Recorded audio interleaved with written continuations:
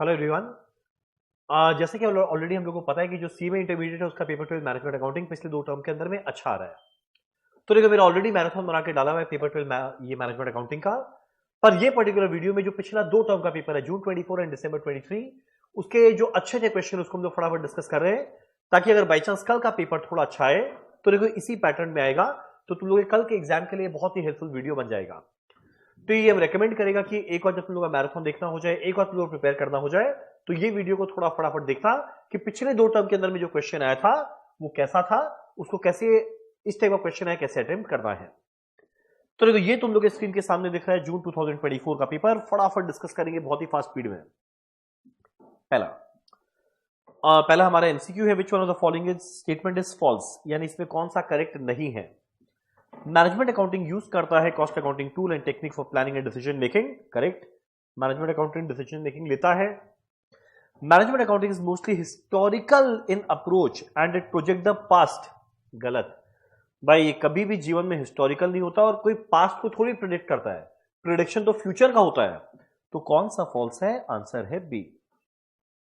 Next question number 2, according to DuPont methodology the parameters that drive return on equity.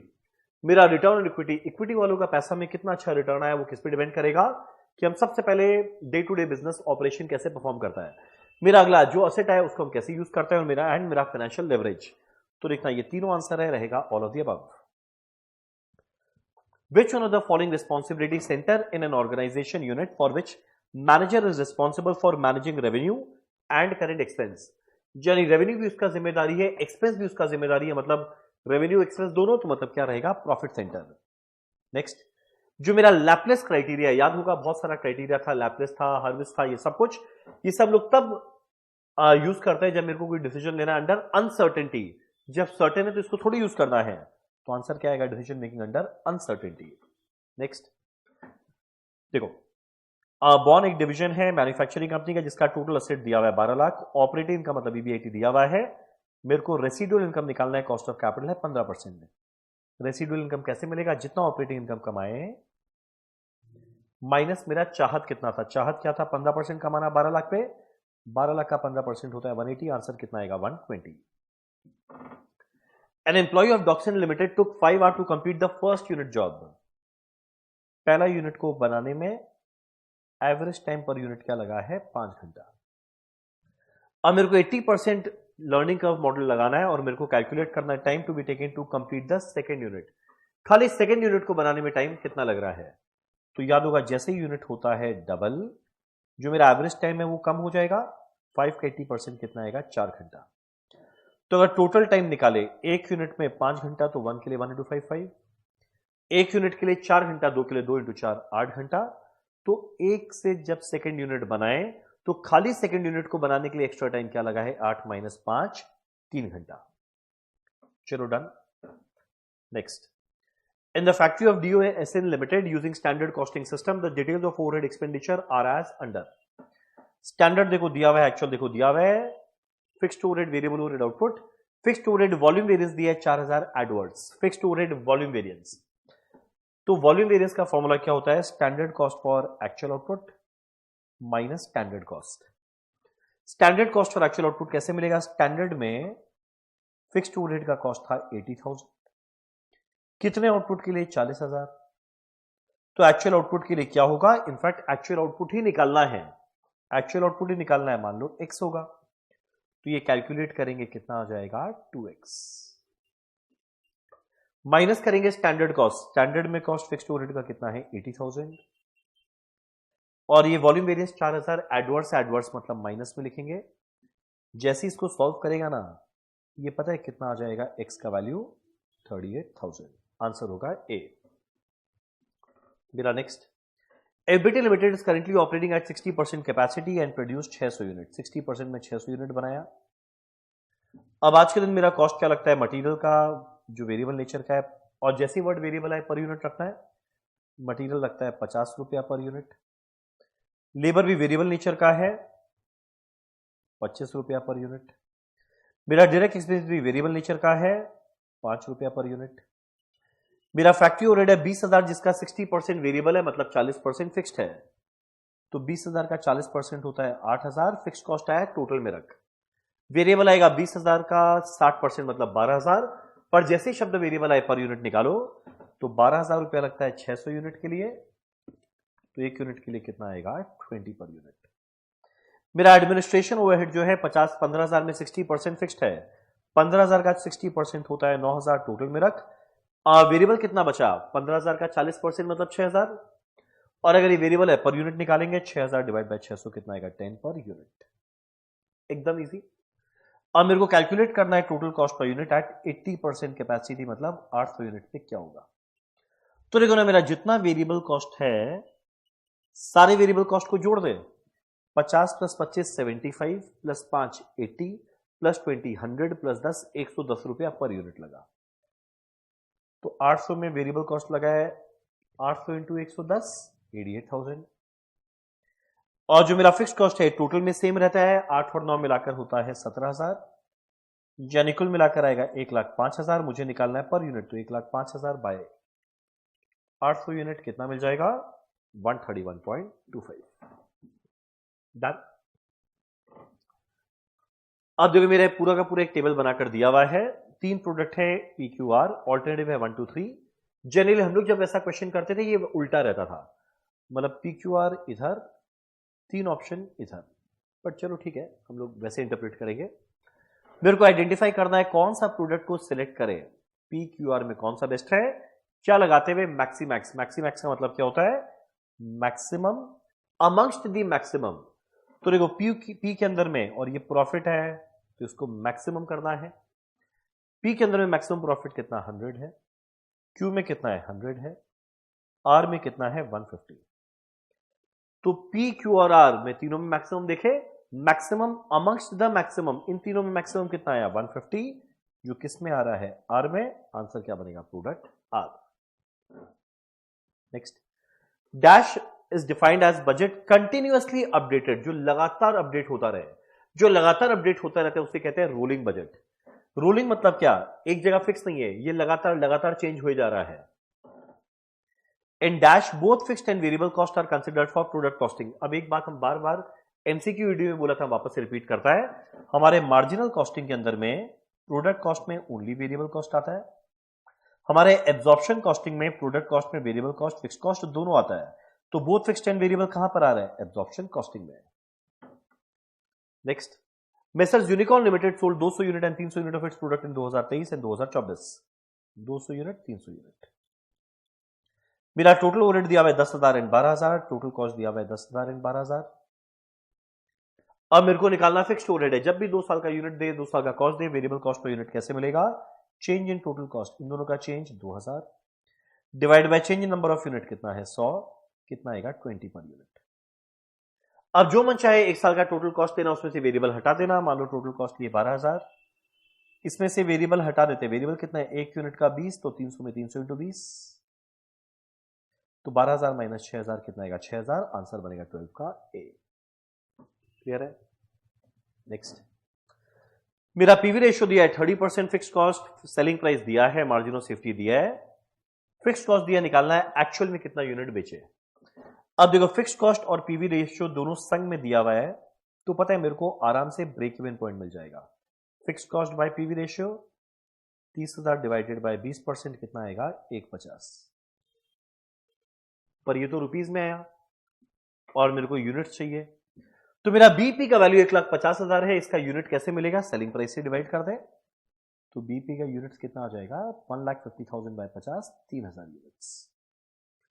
अब margin of safety पता है, actual sale निकालना है, MOS का formula था सेल माइनस बीपी, तो एमओएस दिया हुआ है 2,000, सेल निकालना है, बीपी कितना है 3,000, तो सेल कितना आएगा 2,000 प्लस 3,000 मिला के 5,000 unit. Next, A limited produce किया है 500 unit of a product in 7,500 hours against standard hours 8,000, standard rate per hour दिया है 50। एफिशिएंसी वेरिएंस का फॉर्मूला क्या, standard are minus actual are into S R, तो standard hours 8,000 minus standard hours 7,500 into 50, calculate करना है कितना आएगा 25,000 favourable. Very easy. चलो मेरा आखिरी क्वेश्चन है क्वेश्चन नंबर 15।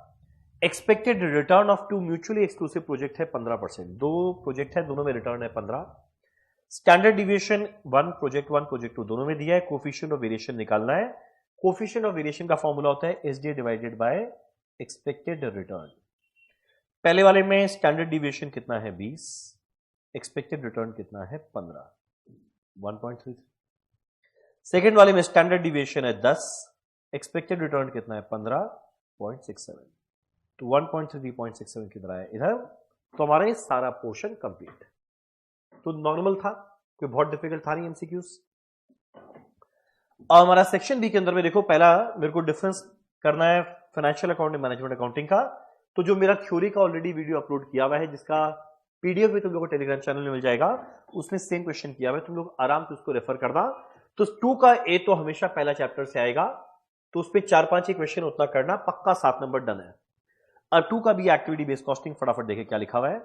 अब एक्टिविटी बेस्ड कॉस्टिंग में कोई भी क्वेश्चन है, मुझे 2 काम करना है, पहला रेट पर ड्राइवर निकालना है, अगला कैलकुलेशन ऑफ टोटल ओवरहेड, इतना करना है, बाद में क्वेश्चन में पढ़ेंगे क्या करना है। तो 1 2 3 4 5 6 एक्टिविटी दिया हुआ है, 6 के अंदर में कॉस्ट पूल दिया हुआ है, कॉस्ट ड्राइवर कितना है दिया हुआ है, ये सब और टोटल दिया हुआ है। तो activity cost pool cost driver जैसे डिवाइड करेंगे क्या मिलेगा, रेट पर driver. So 11.6 lakh divided by 2200, 11,60,000 divide by 2200 कितना आएगा, 527 पर ऑर्डर। 5 लाख डिवाइडेड बाय 1360 ये आएगा 367.64, तो 368 पर मूवमेंट। 19,40,000 डिवाइडेड बाय 16,800 कितना आएगा, 115.47, तो 115 पर मेंटेनेंस आर।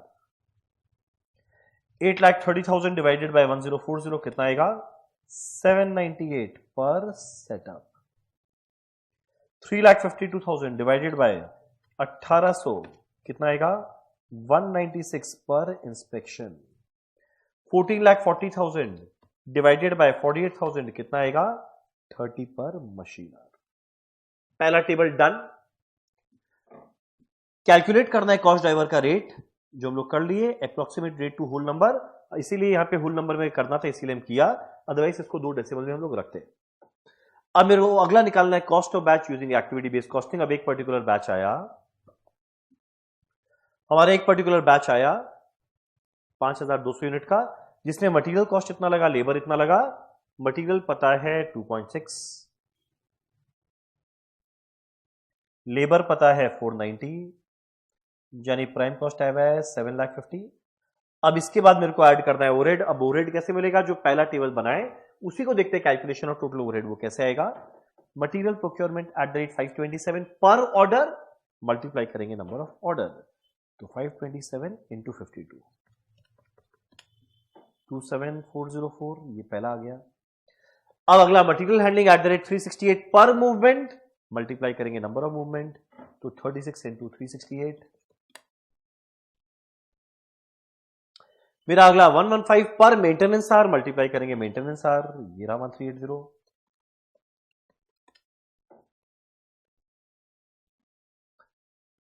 मेरा सेटअप है 798 पर सेटअप, मल्टीप्लाई करेंगे नंबर ऑफ सेटअप, 798 इंटू 50।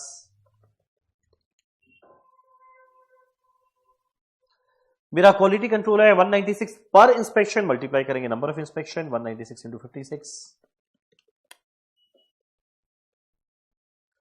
और लास्ट में 30 पर मशीन आर, मल्टीप्लाई करेंगे 3600 इंटू 30, 1,08,000। यानी जैसे ही ऐड करेंगे आया टोटल ओवरहेड, सीधा इस ओवरहेड को यहां पे लिखना, मेरे को टोटल कॉस्ट मिल गया, मेरा पहला क्वेश्चन खत्म। तो अभी तक रियलाइज करो 30 नंबर का एमसीक्यू में कोई बहुत डिफिकल्ट था नहीं। ये जो पहला 14 मार्क का क्वेश्चन है ये भी नॉर्मल था। सो जो पेपर के लिए बहुत हाइप हुआ डिफिकल्ट पेपर है, 44 मार्क्स डन है। अब मेरा हमेशा एडवाइस रहेगा एग्जाम में अगर क्वेश्चन 3 जैसा पिछले 2 टर्म में सीधा देखना, अगर एक क्वेश्चन है 14 मार्क का, बेटर है इस क्वेश्चन को एक बार के लिए अवॉइड करना। जेन्युइनली बता रहे मत करना, पूरा पेपर खराब हो जाएगा। इसको छोड़ के बाकी करो ना, 5 क्वेश्चन करना आउट ऑफ 7, उतना भी दिमाग लगाओ। अब जैसे एग्जांपल देखते हैं क्वेश्चन नंबर 4, हम एग्जैक्ट वैसे कर रहे हैं जैसे एग्जाम में करना चाहिए। अब ये एक मार्जिनल कॉस्टिंग का क्वेश्चन लग रहा है और मेरे को प्राइमा फेसी देखकर ठीक ही लग रहा है। आरएनएस लिमिटेड एक मैन्युफैक्चरिंग कंपनी है जिसमें नया प्रोडक्ट आया, 20,000 यूनिट बेचे। मेरा वेरिएबल कॉस्ट एंड प्रॉफिट दिया हुआ है, फिक्स कॉस्ट दिया हुआ है, तो भैया सब वैल्यू दिया, हम लोग आराम से इनकम स्टेटमेंट बना लेंगे। Sale minus variable cost contribution minus fix cost profit. Fix cost है 3,20,000, 20,000 यूनिट बना रहे हैं आज के दिन।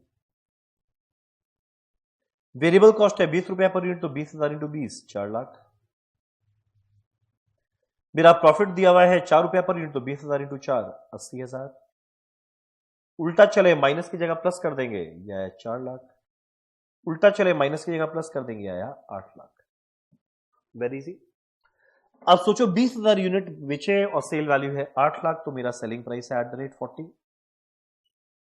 4 लाख का वेरिएबल कॉस्ट 20,000 यूनिट बना के, तो वेरिएबल कॉस्ट @20। पहला निकालना है बीईपी यूनिट में, formula fix cost by contribution per unit. Fix cost है 320 divided by contribution per unit, selling price minus variable cost 20, कितना आएगा 16,000 यूनिट। अगला निकालना है मार्जिन ऑफ सेफ्टी अमाउंट में। मार्जिन ऑफ सेफ्टी का फॉर्मूला अमाउंट यानी वैल्यू में, profit by PV ratio. Profit कितना है 80,000 divided by PV ratio. PV ratio कैसे मिलेगा, contribution by cell into 100। 4 lakh bye 8 lakh into 100, 50%, कितना आएगा 1,60,000। पहला पार्ट तो बड़ा simple. Second part margin of safety निकालना है जब प्रॉफिट दिया है 64,000, formula profit by PV ratio. Profit 64,000, PV ratio just निकाले थे 50%, कितना आएगा 1,28,000। एकदम सिंपल। पार्ट 3, अगर सेलिंग प्राइस को रिड्यूस करेंगे बाय 10%, तो जो 40 था उसको 10% कम करना है, मतलब 40 माइनस 10% 36।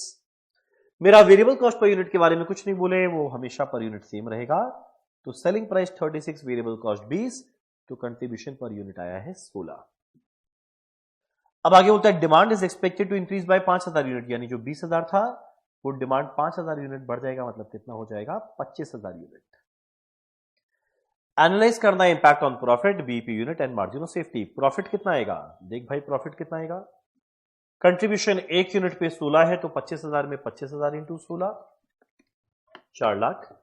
मेरा फिक्स कॉस्ट सेम रहेगा 320, तो 4 लाख माइनस 320 कितना आ जाएगा 80,000। अगला BEP unit, formula fix cost by contribution per unit. Fix cost 3,20,000, मेरा नया कंट्रीब्यूशन पर यूनिट कितना है 16, कितना मिलेगा 20,000 यूनिट्स। अगला मेरा मार्जिन ऑफ सेफ्टी अमाउंट में, मार्जिन ऑफ सेफ्टी का फॉर्मूला क्या, profit by PV ratio. Profit हम लोग जस्ट निकाले थे 80,000। पीवी रेशियो कितना आएगा, selling price per unit by variable cost per unit, 16/36 आएगा 44.44%। तो 0 पॉइंट बहुत सारा 4,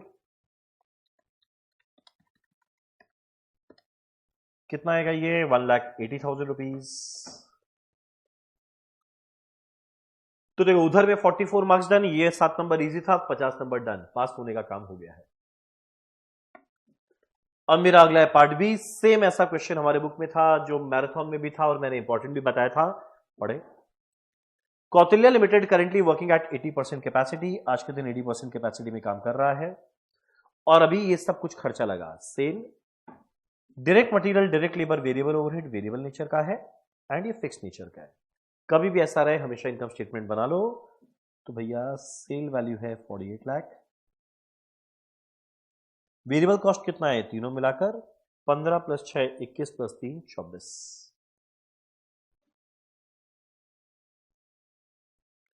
कंट्रीब्यूशन है 24 लाख। मेरा फिक्स कॉस्ट कितना है 19, प्रॉफिट कितना आया हुआ है 5 लाख। कब, आज के दिन 80% कैपेसिटी पे। अब आगे बोलते हैं एक्सपोर्ट ऑर्डर आया जो मेरा 50% कैपेसिटी ऑक्यूपाई कर लेगा। तो भाई ऑलरेडी हम 80% कैपेसिटी में काम कर रहे हैं, मतलब अवेलेबल तो खाली 20 है, पर उसमें अगर 50% लगेगा तो उतना तो कैपेसिटी नहीं है मेरे पास, हम क्या करें। अब आगे बोलते हैं the order can not be split, यानी ऐसा नहीं बोल सकते कि भाई मेरे पास 50% अवेलेबल नहीं है, 20 अवेलेबल है, उतना ले ले। इसे बांट नहीं सकते, आइदर इसको पूरा एक्सेप्ट करो और जब बेचोगे भी तो 10% बिलो डोमेस्टिक प्राइस में बेचो, यानी इधर पूरा एक्सेप्ट करके 10% डिस्काउंट में बेच या पूरा रिजेक्ट कर दे। अब मेरे पास क्या ऑप्शन है, इसके ऑर्डर को रिजेक्ट करो और जैसा भी चल रहा था वैसा ही चलाओ, यानी जैसा 80% चला रहे थे वैसा ही चलाओ, तो प्रॉफिट 5 लाख रहेगा। अगला ऑप्शन है एक्सेप्ट करो उसके ऑर्डर को और टोटल कैपेसिटी को ओवरसीज डोमेस्टिक में बांट दो। ओवरसीज यानी 50% बाहर वाले को एक्सेप्ट कर और बाकी जो बचा 50 वही डोमेस्टिक में जाएगा और जो एक्स्ट्रा ऑलरेडी 30 बेच रहे थे वो गया। तो अगला ऑप्शन क्या है, 50 + 50 एक्सेप्ट कर। तब उस सिनेरियो में मेरा सेल वैल्यू क्या आएगा, जो 48 लाख रुपीस था वो था 80% में, यानी हर एक परसेंट में कितना आता है 48 लाख बाई 80, 60,000 रुपया। तो हम डोमेस्टिक में 50% बेचेंगे तो 60,000 इंटू 50 30 लाख आएगा। और यहां पे भी कितना आएगा 30 लाख, पर याद है बाहर वाले को 10% डिस्काउंट देना है। डिस्काउंट देना मतलब इधर में तो 30 लाख में बेच दिए, पर यहां 30 माइनस 10% डिस्काउंट यानी 27, 30 + 27 कितना आएगा 57 लाख। अब मेरा वेरिएबल कॉस्ट तो देखो भैया खर्चा पूरा लग जाएगा, 24 लाख लगा था 80 के लिए, तो पर परसेंट कितना लगता है 24 लाख बाई 80 मतलब 30,000, 100 में लगेगा 30,000 इंटू 100 30 लाख। कंट्रीब्यूशन है 27 लाख, फिक्स कॉस्ट रहेगा सेम 19, प्रॉफिट कितना मिल जाएगा 8 लाख। ये था दूसरा ऑप्शन। अब तीसरा ऑप्शन क्या है कि भाई अपने कैपेसिटी को इंक्रीज कर, ताकि अगर एक्सपोर्ट ऑर्डर को भी एक्सेप्ट करना और प्रेजेंट वाले को भी करना है, यानी प्रेजेंट 80 करना है एंड एक्सपोर्ट का 50% करना है, मतलब 100 की जगह 130% कैपेसिटी में ऑपरेट कर। कैसे करेंगे, उसके लिए एक नया इक्विपमेंट खरीदना पड़ेगा जिससे मेरा कैपेसिटी 10 बढ़ जाएगा। तो भाई 100 में 10 बढ़ा दिया नया कैपेसिटी, 110 तक पहुंच गए, पर हमको तो पहुंचना है 130 तक, यानी 20% और लाना पड़ेगा। अब ये एडिशनल इक्विपमेंट को लाने से मेरा फिक्स कॉस्ट 150 बढ़ रहा है, चलो ठीक। और जो बाकी 20% बढ़ाना है उसके लिए क्या बोला है, ओवर टाइम काम करवाओ, जहां पे लेबर को हम लोग पे करेंगे 1.5 times of normal wage rate, यानी जो नॉर्मल वेज रेट है वो तो 1 टाइम नॉर्मल रहता है, उसमें 1.5 टाइम्स देना, यानी 50% और एक्स्ट्रा देना है। अब इसमें प्रॉफिट कितना आएगा, 80% में डोमेस्टिक सेल था 48 लाख, 50% के अंदर में हम लोग ने कैलकुलेट किया था एक्सपोर्ट वाला 27 लाख, तो 48 + 27 मिलाकर हो गया 75 लाख। सही बात। मेरा वेरिएबल कॉस्ट 80% में लगता है 24 लाख, तो 130 में क्या लगेगा, 24 लाख डिवाइड बाई 80 इंटू 130 क्या लगने वाला है 39 लाख, बचा 36 लाख। फिक्स कॉस्ट 19 लाख था, पर 150 और बढ़ गया तो 20,50,000। बस एक और खर्चा क्या आने वाला है, ओवर टाइम, माइनस कर दे ओवर टाइम, एक और खर्चा ओवर टाइम। ये कैसे आएगा, ओवर टाइम किसको देते हैं, लेबर को देते हैं। देखो लेबर का खर्चा कितना लगता है 6 लाख, कितने परसेंट के लिए लग रहा था 80 के लिए, 6 लाख रुपया लग रहा था 80 के लिए, और मेरे को ओवर टाइम कितना परसेंट करवाना पड़ रहा है 110 की जगह 130 में जाने, यानी खाली 20 के लिए, तो इतना रुपए का खर्चा लगना चाहिए। तो ये जो एक्स्ट्रा खर्चा लगना चाहिए वो तो ऑलरेडी वेरिएबल कॉस्ट में इंक्लूड हो गया, पर नॉर्मल रेट में, पर मुझे तो देना है 1.5 टाइम्स, तो 1 टाइम तो इंक्लूड हो गया, तो जो रिमेनिंग 0.5 टाइम्स है बस उतना लेना है मुझे, जो कैलकुलेट करके देखना आएगा 75,000। सो अब अगर हम लोग प्रॉफिट कैलकुलेट करें कितना आएगा 14,75,000, और जिस ऑप्शन में प्रॉफिट मैक्सिमम आया वो ऑप्शन मेरे लिए बेस्ट है, ये करेंगे। सो ये एक अच्छा क्वेश्चन था, पर सेम हमारा किया हुआ मैराथन में भी है, तो एक्सपेक्टेड है तुम लोग से हो जाना चाहिए। तो एमसीक्यू पूरा डन, क्वेश्चन नंबर 2 डन, 3 को पक्का छोड़ देना एग्जाम में, 14 नंबर का एक बड़ा क्वेश्चन है मार्जिनल का, क्वेश्चन 4 कर लिए। अब अगला बारी है क्वेश्चन 5, कैश बजट। बड़ा खतरनाक कैश बजट है, पर जैसा जून 24 में वैसा ही दिसंबर 23 में आया था। सो तुम लोग ये दोनों कर लेगा ना, तो मेरे को उम्मीद है कल अगर पेपर में कैश बजट थोड़ा गंदा भी आया तो ऑलमोस्ट इस तरीका से करने तुम लोगों को आइडिया लग जाएगा कि करना कैसे एग्जाम में। चलो देखें क्वेश्चन 5, इसके लिए मुझे नोटबुक भी लगेगा। मेसर्स लाल कमल लिमिटेड मैन्युफैक्चर करता है 2 प्रोडक्ट एक्स और वाई और बेचता है ईस्ट और नॉर्थ ईस्ट डिवीजन में। चलो ठीक है भैया, ये बजटेड सेल बनाकर दिया है जनवरी से जून, चलो ठीक, हर महीना में कितना कितना यूनिट बेचेंगे सब कुछ दिया हुआ है। सेल प्राइस दिया हुआ है एक्स के लिए 100 रुपया, वाई के लिए दिया है 75। एक्स का सेल प्राइस है 100 रुपया, वाई का दिया है 75।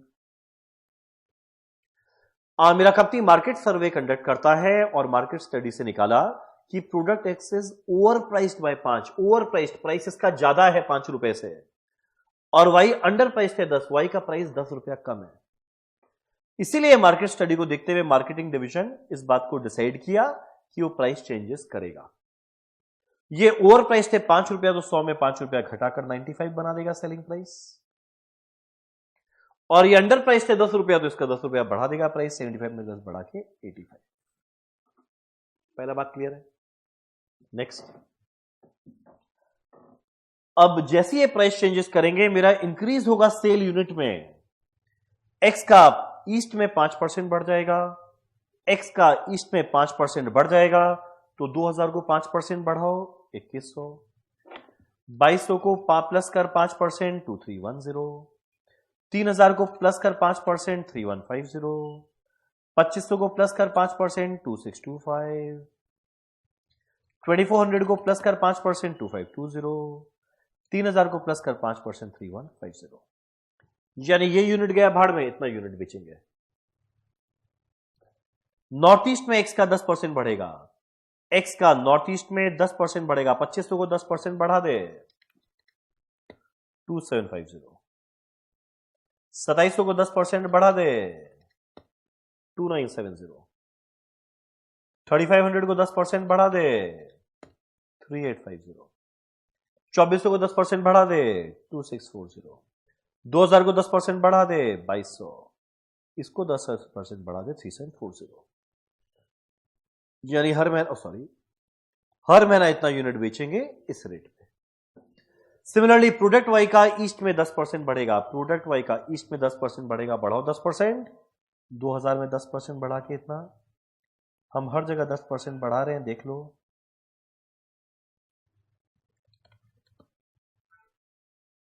यानी ये गया भाड़ में, इतना यूनिट बेचेंगे।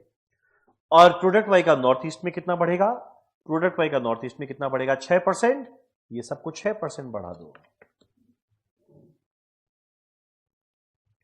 2500 plus 6%, 3500 plus 6%, 1700 plus 6%, 1500 plus 6%, 2800 plus 6%। अब ये गया भाड़ में। तो बताइए पूरा एडजस्टमेंट में मेरे को क्या करना था, मेरे को वापस से नया यूनिट और नया सेलिंग प्राइस निकालना था। क्लियर है यहां तक? अब आगे बोलता है मेरा कंपनी जितना भी बेचता है उसका 20% कैश सेल्स है, तो रिमेनिंग 80% क्रेडिट सेल है। अब जो क्रेडिट सेल आएगा उसका 30% सेम महीना में पैसा मिलेगा, 65% नेक्स्ट महीना में मिलेगा, बाकी 5% नहीं मिलेगा। तो एक काम करना है, मेरे को निकालना पड़ेगा हर महीना का सेल वैल्यू कितना है। हर महीने का सेल वैल्यू कितना है मेरे को निकालना पड़ेगा। कैसे मिलेगा? अब सोचो ना, प्रोडक्ट एक्स का इधर 2100 बेचे, इधर 2750, मिलाकर 4850 इंटू 95। ठीक, तो अब एक काम करना पड़ेगा भाई, मेरे को सेल वैल्यू निकालना है हर महीना कितना आया।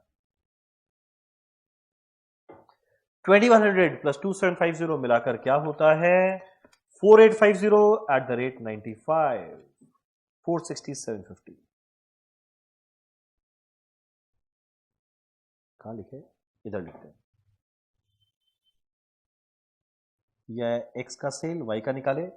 2200 प्लस 1590 मिलाकर 3790 आया।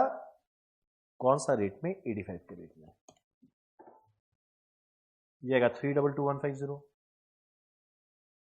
अब जैसे ही ऐड करेंगे मिलाकर आएगा टोटल सेल कितना मिलेगा 782,900। तो देखो जनरली हम लोग को हर क्वेश्चन के अंदर में नॉर्मली कैश बजट में हर महीने का सेल देता था, या डायरेक्टली नहीं दिया, मेरे को निकालना पड़ा। तो जनवरी का सेल आया हुआ है 782,900। सिमिलरली फरवरी में 2310 प्लस 2970 मिलाकर आया सेल 5280 इंटू 95 का रेट 5,01,600। वाई में आएगा 3300 प्लस 2650 मिलाकर 5950 इंटू 85 का रेट 505750। मिलाकर देख कितना आएगा 1007350।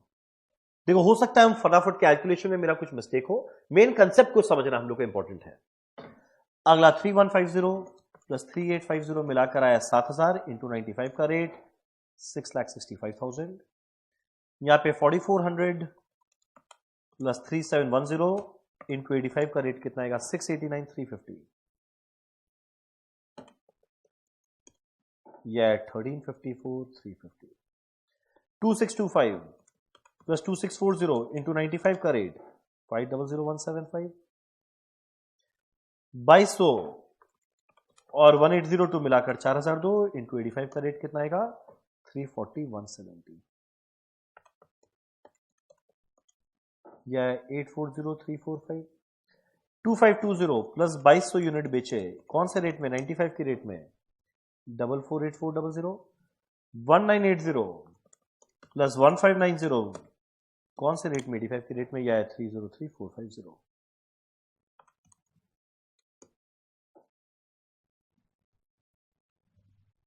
मेरा 3150 प्लस 3740 95 के रेट में 654550। मेरा 3520 प्लस 2868 है या पता नहीं क्या लिखा मैंने, एक से मुझे 2968 85 के रेट पे कितना आएगा 551480। यह 12,06,030। तो देखो ये मेरे को मिला है हर महीने का सेल वैल्यू। अब जैसे ही मेरे को हर महीने का सेल वैल्यू मिला मेरे को ये सब पूरा कैलकुलेशन आराम से होगा।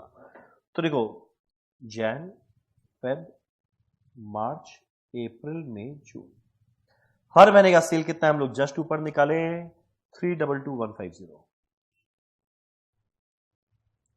फरवरी में है 505750। मार्च में है 689,350। मेरा अप्रैल में है 340,170। मेरा मई में है 303450 एंड जून में है 551480।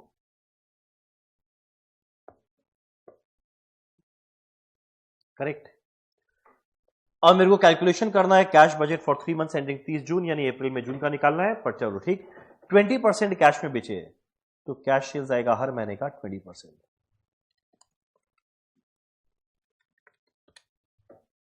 64430 101150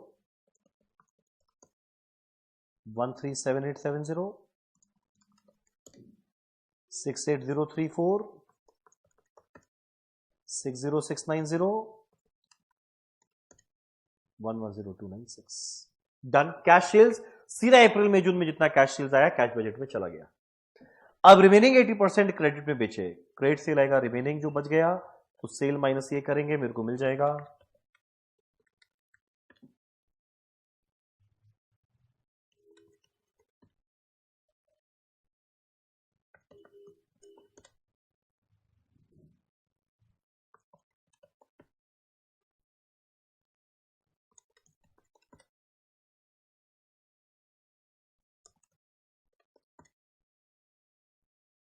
चलो डन। अब ये जो मेरा क्रेडिट सेल आया बोलते हैं इसका 30% सेम मंथ में मिला। अब इसका 30% कैलकुलेट करेंगे क्रेडिट सेल का, सेम मंथ में पैसा मिला। 65% मिला एक महीना बाद, जो रिमेनिंग 65% है वो मिलेगा एक एक महीना बाद और 5% बैड डेट मतलब नहीं मिलेगा। सो इसका 30% अगर निकालेंगे ये मिला सेम मंथ में, 65% मिला नेक्स्ट मंथ यानी फरवरी में।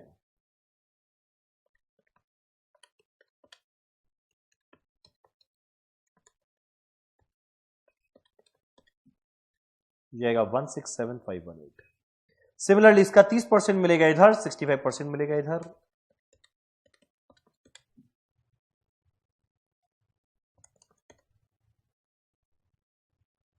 सिमिलरली इसका 30% मिलेगा इधर,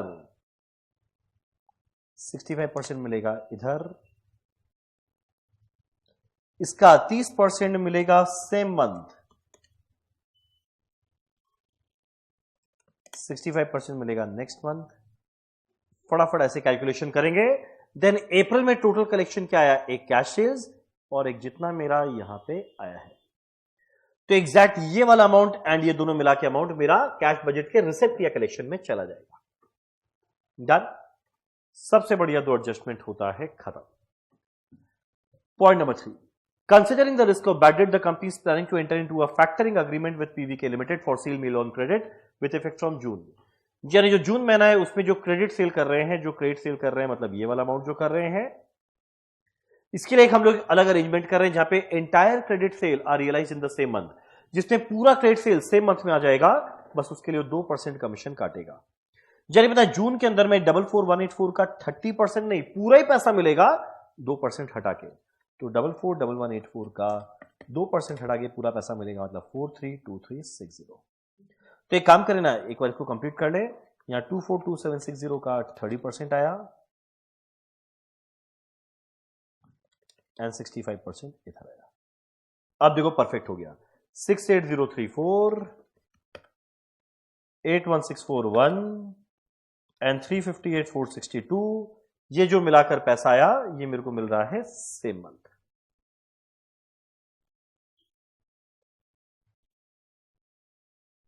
ओ माय गॉड, मैंने एक जो गड़बड़ कर दिया, ये हम सारा का सारा जो सेल वैल्यू लिया हम खाली वाई का लिया, मेरे को टोटल लेना चाहिए था। आई एम रियली सॉरी, ये सारा टोटल लेना चाहिए था, पर एनीवेज मेथड क्या था तुम लोग समझ गया, तो बस वैल्यू अलग रहेगा, मेथड एग्जैक्ट ये रहेगा। आई एम रियली सॉरी, मैंने खाली वाई का लिया।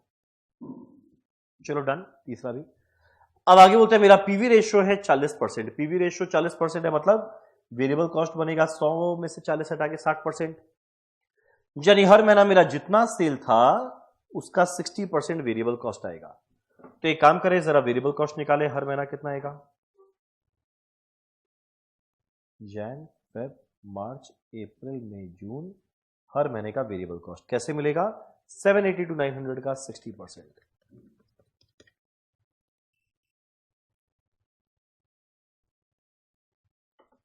1007350 का 60%,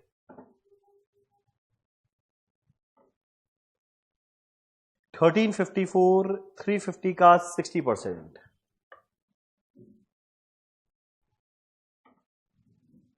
840345 का 60%, 751 850 का 60% एंड 1206030 का 60%। Part 4 done. अब मेरा पार्ट 5 बोलता है जितना मेरा वेरिएबल कॉस्ट था इसका 60% मटेरियल है जो एक महीना बाद देंगे।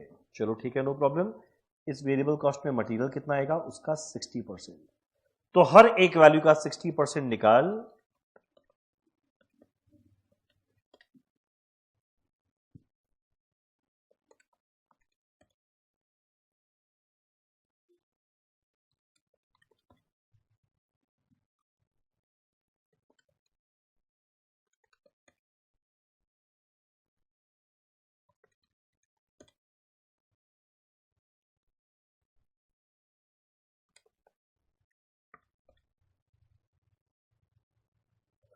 यह है मेरा मटेरियल कॉस्ट पर पैसा देंगे एक महीना बाद, यानी जो जनवरी में परचेज किया जा रहा है इसका पेमेंट जाएगा फरवरी में, तो कैश बजट के फरवरी में लिखेंगे। फरवरी वाला मार्च में, मार्च वाला अप्रैल में, अप्रैल वाला मई में, मई वाला जून में। चलो डन।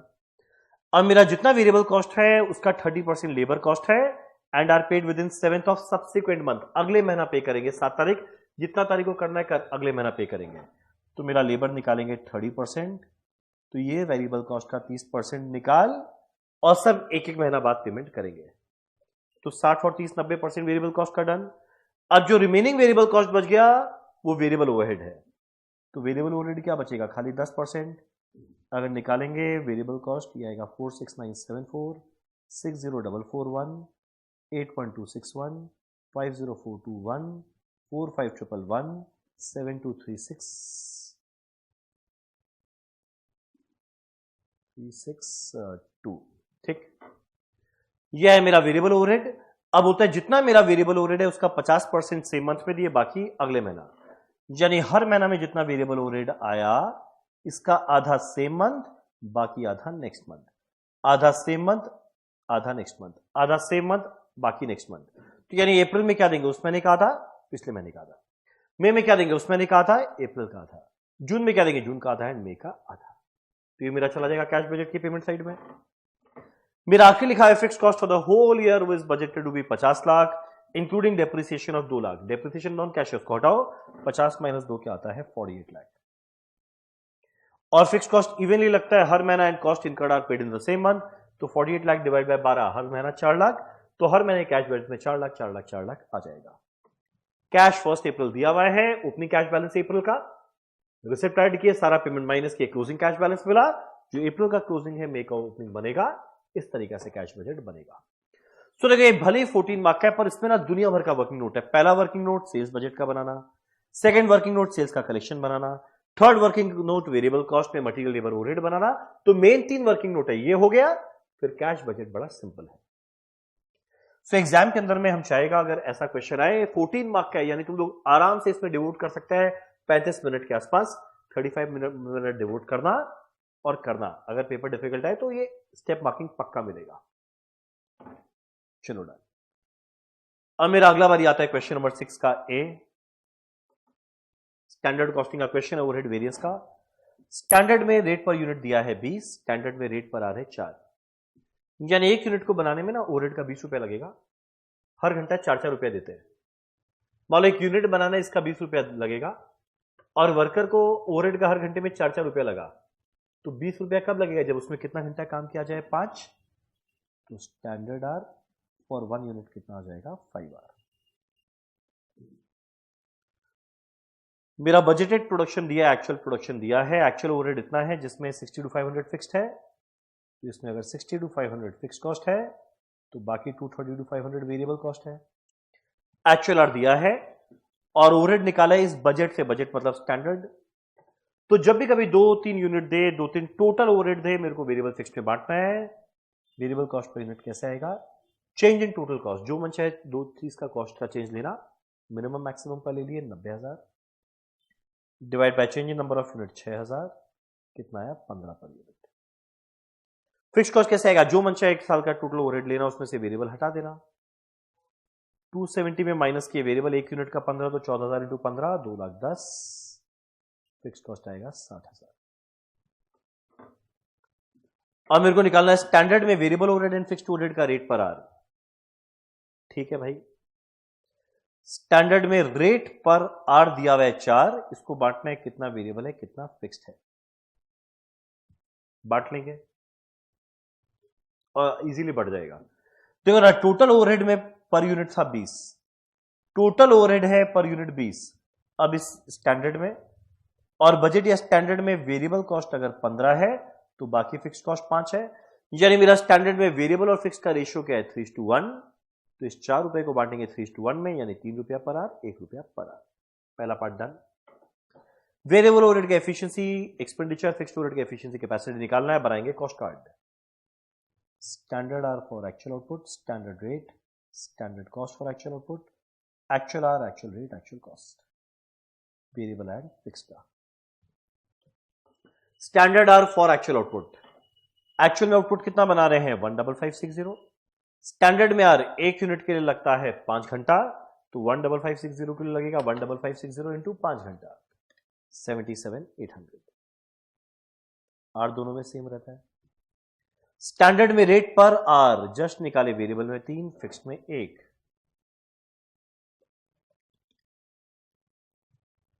मल्टीप्लाई कर दो, आया ये।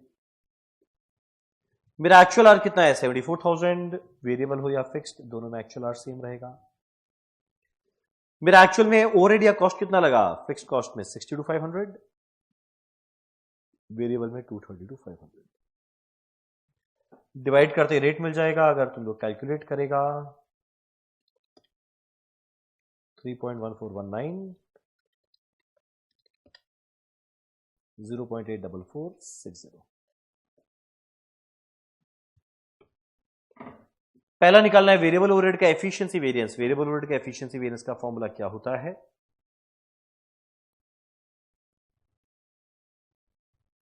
Standard are minus actual are into S are.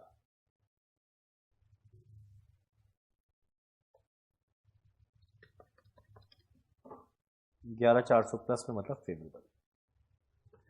अगला निकालना है एक्सपेंडिचर वेरिएंस। फॉर्मूला क्या होता है? S R minus A R into actual hours. 10,500 adverse. अगला निकालना है फिक्स्ड ओवरहेड का efficiency variance. Same formula, standard are for actual output minus actual are into standard rate. And capacity variance, capacity variance का formula actual are minus standard hours. Actual are minus standard में are कितना है? Standard में are 1 unit के लिए 5 घंटा था और स्टैंडर्ड में 12,000 यूनिट का बनाने का सोचे तो स्टैंडर्ड में आर कितना था? 12,000 इंटू 5 60,000 इंटू 1 14,000। ये स्टैंडर्ड कॉस्टिंग एक क्वेश्चन था जो जेन्युइनली एक बहुत अच्छा क्वेश्चन था। अगला क्वेश्चन बजट सेम ऐसा हमारा किया हुआ रहता है। 4 स्टेप में काम करना है, सेल से प्रोडक्शन से कंजम्पशन से परचेज।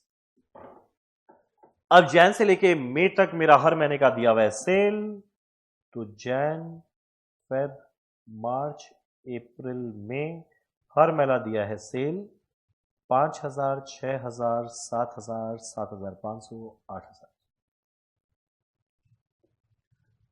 तो भैया पहला है सेल, मुझे बनाना है प्रोडक्शन बजट। प्रोडक्शन के लिए इक्वेशन था, याद करना। इक्वेशन क्या है? Opening FG plus production minus closing FG is equal to sale. तो प्रोडक्शन कैसे आएगा? सेल में ऐड कर दे क्लोजिंग माइनस कर दे ओपनिंग, सेल में ऐड कर क्लोजिंग माइनस कर ओपनिंग। अब खाली ओपनिंग और क्लोजिंग एफजी खोजो। कहां लिखा हुआ है? The company want to hold stock of battery. Battery तो रॉ मटेरियल नहीं, ये रहा। मेरा company want to hold stock of battery, battery raw material लगता है। स्टॉक ऑफ मैन्युफैक्चर्ड गैजेट, देखो ये गैजेट है ना, फिनिश गुड्स, तो स्टॉक ऑफ फिनिश गुड्स कितना रखता है? 25% ऑफ नेक्स्ट मंथ सेल। यानी हर महीने में क्लोजिंग स्टॉक क्या आएगा? अगले महीने का सेल का 25%। 6,000 का 25% निकालो 1,500। यहां पे 7,000 का 25% निकालो 1,750। 7,500 का 25% निकालो 1,875। यहां पे 8,000 का 25% निकालो 2,000। ठीक है। अब आगे होता है 1200 यूनिट मैन्युफैक्चर गैजेट। ऑलरेडी 1 जनवरी पड़ा था, यानी जनवरी में ओपनिंग स्टॉक पड़ा हुआ है 1200। अब अगला बुद्धि लगाओ, जो जनवरी के एंड में पड़ा रह गया फरवरी का ओपनिंग बन जाएगा। जो फरवरी के एंड में पड़ा रह गया वो मार्च का ओपनिंग बन जाएगा। जो मार्च के एंड में पड़ा रह गया वो अप्रैल का ओपनिंग बन जाएगा। तो अगर प्रोडक्शन निकालेंगे ये आने वाला है 5,300, 6,250, 7,125, 7,625। आया प्रोडक्शन, पहला पार्ट डन। अब अगला परचेज निकालना है, पर भैया सीधा परचेज नहीं मिलता, पहले रॉ मटेरियल कंज्यूम निकालना पड़ता है। और मेरा रॉ मटेरियल कंज्यूम कैसे मिलेगा? लिखा है और मटेरियल जो लगा वो तो लगा, 2 बैटरी लगता है हर एक को बनाने में, तो जितना यूनिट बनाना है इंटू 2, जितना यूनिट बनाना है इंटू 2 रॉ मटेरियल कंज्यूम आ जाएगा।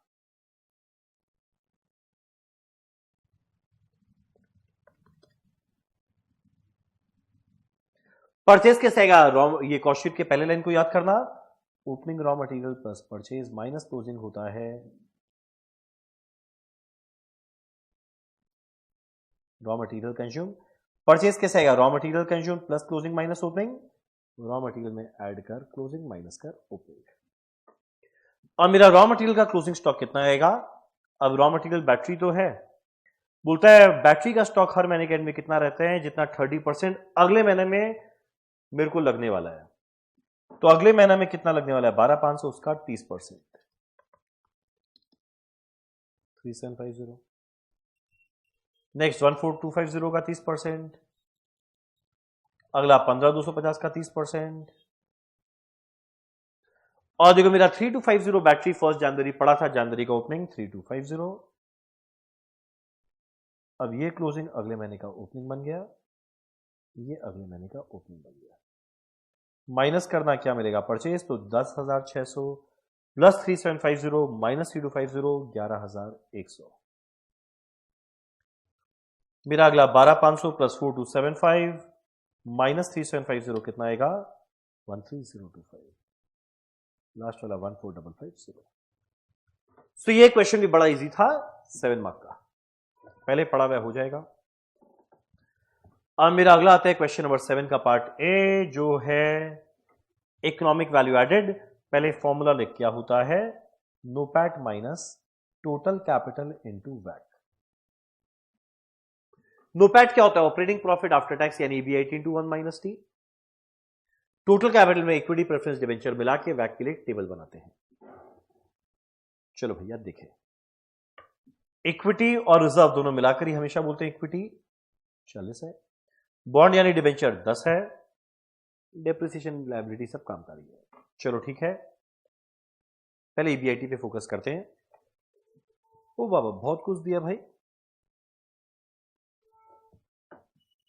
सेलिंग प्राइस पर यूनिट दिया है, पीवी रेशियो दिया है, मार्जिन ऑफ सेफ्टी रेशियो दिया है, फिक्स्ड कॉस्ट दिया है, टैक्स रेट दिया है, risk free, market return, beta, debt equity ratio 1:4, वो तो दिख ही रहा है। डिबेंचर 10 है, इक्विटी 40, तो 1:4, यानी ये लाइन तो कुछ खास काम का था नहीं। क्या करें, फिक्स कॉस्ट पता है, पीवी रेशियो पता है, इससे मुझे क्या मिल जाएगा, break even point. Fix cost पता है, पीवी रेशियो पता है, इससे मिल जाएगा ब्रेक इवन पॉइंट। कितना आएगा, fix cost divided by PV ratio 1,25,00,000। अब मेरा मार्जिन ऑफ सेफ्टी अगर 60% है तो ऑब्वियसली ब्रेक इवन पॉइंट और मार्जिन ऑफ सेफ्टी मिलाकर 100 होता है। एमओएस 60% है, मतलब बीपी 40% है, यानी ये जो बीपी है वो 40 के बराबर है, तो टोटल सेल वैल्यू कितना आएगा, तो टोटल सेल मिल जाएगा 3125,410। ठीक है, सेल पता है, पीवी रेशियो पता है, कंट्रीब्यूशन मिल जाएगा, कंट्रीब्यूशन बाय सेल इंटू 100 है, पीवी रेशियो 20, सेल वैल्यू पूरा यहां पर पुट करो, कंट्रीब्यूशन कितना आएगा 20 इंटू जो सेल वैल्यू है डिवाइड बाय 100, हम सीधा कंट्रीब्यूशन लिखे ही आएगा 62,50,000। अब अगर फिक्स कॉस्ट माइनस कर देंगे 25 लाख, तो पता है मेरा EBIT कितना आने वाला है 37,50,000। तो मेरा नोपैट क्या होता है, EBIT इंटू 1 माइनस टी। ये जो EBIT आया into 1 minus tax rate, tax rate is 30%, तो इंटू 1 माइनस 0.3, तो 37,50,000 इंटू 0.7 कर कितना आएगा 26,25,000। तो भाई ये वैल्यू तो आ गया। माइनस करना है टोटल कैपिटल, टोटल कैपिटल कितना है, इक्विटी का 40 लाख, डिबेंचर का 10 लाख मिलाकर 50 लाख, इनटू करना है वैक, वैक कैसे मिलेगा, source amount weight cost वैक। Source में क्या, इक्विटी का 40, डिबेंचर का 10, मिला के 50, वेट कितना आएगा 40 बाय 50 0.5, डिबेंचर 10 बाय 50 0.2, मिलाकर 1। अब इक्विटी के कॉस्ट को बोलते हैं के का फॉर्मूला क्या होता है, RF plus RM minus RF into beta. तो 17 माइनस 8, 9 इंटू 1.1, 9.9 प्लस 8 मिलाकर 17.9 आ गया, ये परसेंट है। अब मेरा डिबेंचर का कॉस्ट बड़ा आसान होता है, जो डिबेंचर का परसेंटेज है इंटू 1 माइनस टैक्स रेट, तो 12% था into 1 minus tax rate, tax का रेट कितना है 30%, मतलब 0.3, और कैलकुलेट करेगा तो 12 इंटू 0.7 कितना आता है 8.4, ये 1.68, 14.32 मिलाकर कितना आया 16%, तो मेरा वैक आया है 16%। तो 50 लाख का 16%, 8 लाख, ये माइनस कर कितना आने वाला है 18,25,000। चलो डन कर लिए वाला क्वेश्चन। इसमें EBIT निकालना एक अच्छा था, जिसमें थोड़ा मार्जिनल कॉस्टिंग के साथ ये लोग जोड़ दिया, तो एक अच्छा पोर्शन था। अब मेरा अगला क्वेश्चन नाम देख के समझ में आ रहा है, ये तो मुझे लर्निंग कर्व नजर आ रहा है। यस सर, लर्निंग कर्व नजर आ रहा है। देखिए पढ़े क्या है। Zeman Limited, a manufacturing company, has 10 direct workers who work for 25 days in a month of 8 hours per day. 25 into 8 200 घंटा काम करता है हर एक वर्कर, तो 10 वर्कर 25 into 8 200 घंटा काम किया, तो 10 वर्कर 2000 घंटा काम किया। एस्टिमेटेड डाउन टाइम है 25% ऑफ टोटल अवेलेबल टाइम, इसका 25% डाउन टाइम है, तो 2000 का 25% निकालो, 500 यानी 1500 घंटा काम करेगा। The company has received an order of 30 unit from a customer, एक कस्टमर 30 यूनिट का ऑर्डर दिया। पहला यूनिट को बनाने में 40 घंटा लगता है। लर्निंग कर्व दिया हुआ है 90% और बहुत सारी इंफॉर्मेशन दिया, मेरे को निकालना है total cost per unit 30 unit के लिए क्या होगा। अब देखो डबलिंग अप्रोच में क्या होता है, 1 फिर 2 4 8 16 32, पर यहां डबलिंग अप्रोच नहीं है तो मेरे को लॉग वाला तरीका लगाना पड़ेगा, जिसमें फॉर्मूला क्या था, y is equal to a into X to the power b। y क्या होता है average time per unit, a क्या होता है पहला यूनिट को बनाने में कितना समय लगेगा, पहला यूनिट को बनाने में 40 घंटा लगेगा। x माने कितना यूनिट का निकालना है, 30 यूनिट का निकालने हैं। और b क्या होता है log of learning rate, learning rate कितना है 90% डिवाइडेड बाय लॉग 2, और ये इंडेक्स जो है वो ऑलरेडी निकाल कर दिया है -0.152। अब तुम बोले यार चलो एक काम करें लॉग लगा दे, तो भैया लॉग तो तब लगाएंगे जब लॉग का वैल्यूज देगा, यहां कुछ नहीं दिया है, पर ये क्वेश्चन बड़ा इजी कर दिया है। कारण क्या, यहां पे 30 टू द पावर 0.152 जो चाहिए वो सीधा दिया है 0.596, 40 इंटू 0.596 कितना आएगा 23.84, यानी जो 30 यूनिट बनाए हैं उसमें एवरेज टाइम पर यूनिट क्या लगा है 23.84।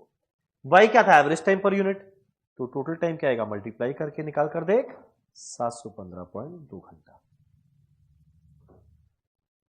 निकालना क्या है टोटल कॉस्ट पर यूनिट कितना लगेगा, तो भाई टोटल कॉस्ट में मटेरियल लेबर ओवरहेड सब आएगा ना। 30 यूनिट, एक यूनिट में 60 लगता है, तो 60 इंटू 30 1800 रुपया। लेबर का 6 रुपया पर आवर, कितना घंटा काम किए 715.2 इंटू 6 4291।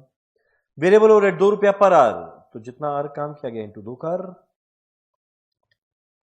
1430, एंड फिक्स्ड ओवरहेड तो एनीवेज लगेगा। तो अगर हम लोग ये ऐड करके देखेंगे 15,021 30 यूनिट के लिए ये आया है 500 रुपया।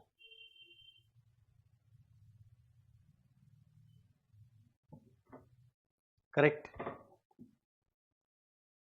नहीं एक सेकंड, सॉरी 7500 ये तो पर मंथ था, पूरा नहीं लेना है ना। मेरा 7500 तो पर मंथ था, आई एम रियली सॉरी, एक मिनट रुक जाओ। तो 7500 पर मंथ था और एक महीने में कितना घंटा अवेलेबल था 1500 घंटा अवेलेबल था, यानी हर घंटा काम करने का तो 5 रुपया लगेगा। तो अगर इसके लिए इतना घंटा काम किया गया तो इंटू 5 3575 लगेगा। अब निकाले टोटल कॉस्ट,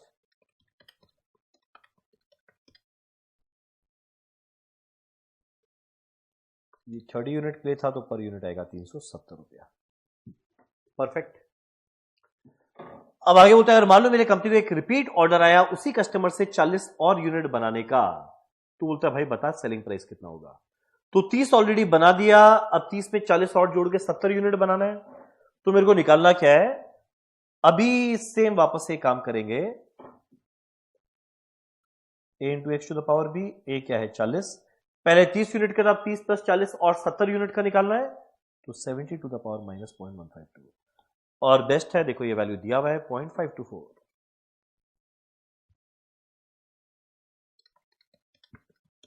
कितना आएगा 20.96, तो 70 यूनिट बनाए 20.96 पर यूनिट लगा, तो टोटल आर कितना लग रहा है भाई 1467.2, यानी एक्स्ट्रा आर कितना लग रहा है 752 आर, यानी अगले ऑर्डर के लिए 752 आर लग रहा है, अगले ऑर्डर के लिए 752 आर लग रहा है, मेरे को निकालना है अब अगले ऑर्डर के लिए वो कितना सेलिंग प्राइस चार्ज करे। तो 40 यूनिट 60 इंटू 40 2400 मटीरियल का।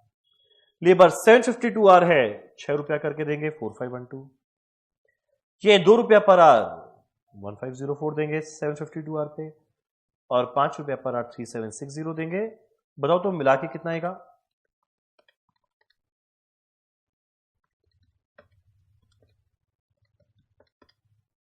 One two 176। प्रॉफिट जोड़ेंगे 20% ऑन सेल, यानी 1/5 ऑन सेल, 1/4 ऑन कॉस्ट। इसका 1/4 निकाल प्रॉफिट, ये मिलाएगा 15220। कितने यूनिट के लिए? 40 के लिए। तो पर यूनिट कितना लगेगा? 380.5।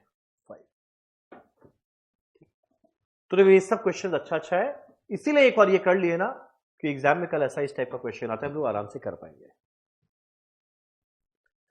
चलो हमारा एक आखिरी क्वेश्चन है इस पेपर का, जिसके अंदर में मुझे क्या बनाना है लास्ट में देख लेते हैं क्या बनाना है। एक डिसीजन ट्री बनाना है।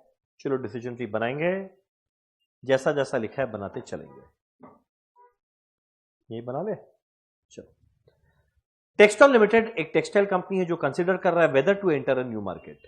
तो पहला डिसीजन, एंटर करे मार्केट, डू नॉट एंटर। और मान लो ये मार्केट में एंटर करता है तो इसको प्रोडक्शन बढ़ाना है, it must increase it production. अब प्रोडक्शन बढ़ाने के लिए आइदर ये नया प्लांट लेकर आएगा जिसमें खर्चा लगेगा 3 लाख, या वर्कर से ओवरटाइम कराएगा। तो प्रोडक्शन बढ़ाना है, इसके लिए आइदर ये नया प्लांट लेकर आएगा या ओवरटाइम कराएगा। प्लांट लेकर आया 3 लाख रुपया लग जाएगा, -3 लाख। ओवरटाइम कराया 1 लाख रुपया लग जाएगा, -1 लाख। चलो ठीक। अब मान लो ये मार्केट में एंटर किया तो 60% चांस है share holders approving the installation of new plant. Approval मिलेगा उसका चांस है 60%। अप्रूव होगा 60% चांस, नो अप्रूवल का 100 - 60 40% चांस। ठीक है, प्लांट लगाएंगे 60 या 40% अप्रूवल, नो अप्रूवल।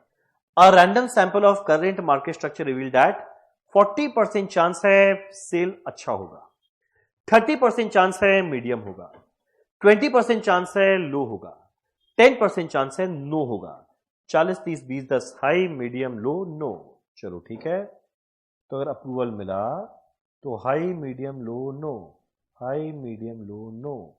चांस है 60 30 20 एंड 10%। अब प्लांट लगाने पे भी यही होगा, और अगर ओवर टाइम काम किए तब भी मेरा सेल तो यही होने वाला है, हाई मीडियम लो नो, 60 30 20 10। अब हाई वाले में प्रॉफिट आएगा 10 लाख, मीडियम में आएगा 6 लाख, लो में आएगा 2, और सेल नहीं हुआ तो 5 लाख का नुकसान। 10 6 2 एंड -5। तो इधर में 10 लाख का प्रॉफिट, 6 लाख और कितना था 2 लाख -5। 10 लाख 6 लाख 2 लाख -5। तो याद करो कभी भी ऐसा है हम लोग हमेशा एक्सपेक्टेड वाला निकालते थे। 10 लाख, सॉरी 0.4 है, 10 lakh into 0.4 4 lakh, 6 lakh into 0.3 180, 20 lakh into 0.2 40,000, -5 lakh into point -50,000। एक वैल्यू आएगा, इधर भी मल्टीप्लाई करके वैल्यू आएंगे। तो ये था मेरा डिसीजन ट्री। तो डिसीजन ट्री जैसा जैसा बोले वैसा वैसा बनाते जाना, अपने आप हो जाएगा। और लास्ट में रिस्पॉन्सिबिलिटी सेंटर का मतलब क्या है, various type of responsibility centre क्या होता है, ये ऑलरेडी रिस्पॉन्सिबिलिटी अकाउंटिंग में पढ़े थे। रिस्पॉन्सिबिलिटी सेंटर में क्या आता है, profit centre, cost centre, revenue centre, investment centre. Responsibility centre मतलब क्या, हर एक डिपार्टमेंट को क्या चीज का जिम्मेदारी दिया गया है। डन। चलो ये था हमारा जून 2024 का पेपर। चलो हम लोग स्टार्ट करते हैं। जो हमारा नेक्स्ट पेपर है दिसंबर 23, उसके अंदर में जो हमारा पेपर 12 आया था मैनेजमेंट अकाउंटिंग, उसके फटाफट को एक डिस्कशन के साथ। देखो पहला MCQ, which of the following would decrease unit contribution the most. Unit contribution का मतलब होता है कंट्रीब्यूशन पर यूनिट। इनमें किसकी वजह से कंट्रीब्यूशन पर यूनिट सबसे ज्यादा डिक्रीज करेगा। अब ऑब्वियस सा बात है फिक्स्ड कॉस्ट के चेंज होने पे कंट्रीब्यूशन को फर्क नहीं पड़ेगा, सेलिंग प्राइस और वेरिएबल कॉस्ट में फर्क पड़ेगा। और मेरा कंट्रीब्यूशन कब कब होगा, जब सेलिंग प्राइस कम हो जाए या वेरिएबल कॉस्ट बढ़ जाए। तो यहां पे वेरिएबल कॉस्ट बढ़ रहा है, ये भी ऑप्शन नहीं रहेगा, सॉरी वेरिएबल कॉस्ट गिर रहा है, ये भी ऑप्शन नहीं रहेगा। तो आइदर सेलिंग प्राइस 10% कम होने से फर्क पड़ेगा, 10% इंक्रीज इन वेरिएबल कॉस्ट। मान लो सेलिंग प्राइस था 100, वेरिएबल कॉस्ट 70, एग्जांपल दे रहा है, कंट्रीब्यूशन पर यूनिट आया 30। अब सेलिंग प्राइस अगर 10% कम हो तो 90 बनेगा, ये 70 यानी 20। अगला वेरिएबल कॉस्ट को अगर 10% इंक्रीज करे तो 70 की जगह 77 बनेगा, मतलब 23। तो सबसे ज्यादा कम कब हो रहा है, जब 10% इंक्रीज इन सेलिंग प्राइस हो। Question 2, which one of the following statement best demonstrate the concept of learning curve? Learning curve एक linear cost behavior influenced by learning. Learning curve एक judgmental method of estimating cost when learning is present. Learning curve is a percentage by which average time per unit decreases as output double. Exact ये पढ़े थे, unit के double होने पे average time per unit धीरे धीरे कम होता है। क्वेश्चन 3, मेरा क्वेश्चन 3 स्टैंडर्ड कॉस्टिंग का है, जहां पे एक प्रोडक्ट के बारे में स्टैंडर्ड रेट दिया हुआ है, एक्चुअल रेट दिया हुआ है, स्टैंडर्ड आर दिया हुआ है, एफिशिएंसी वेरिएंस दिया, एक्चुअल आर निकालना है। एफिशिएंसी वेरिएंस का फॉर्मूला क्या, standard are minus actual R into S R. ये 1600 एडवर्स है, मतलब minus. Standard are for actual output दिया है 2000, एक्चुअल आर कैलकुलेट करना है, स्टैंडर्ड रेट है 8 is equal to minus 1600।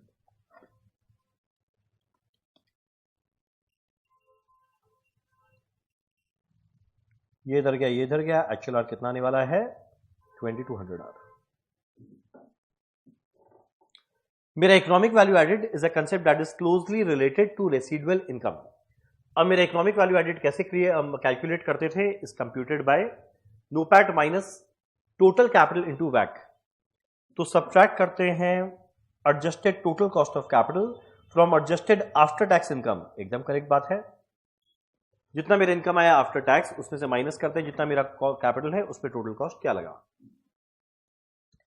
Expected value in decision analysis, कोई भी एक्सपेक्टेड वैल्यू कैसे निकालते हैं, एक्सपेक्टेड वैल्यू क्या होता है, एक्स और पी, मान लो एक्स 10 8 2 था, प्रोबेबिलिटी 0.5 0.3 0.2 है, मल्टीप्लाई करके निकालते हैं expected value.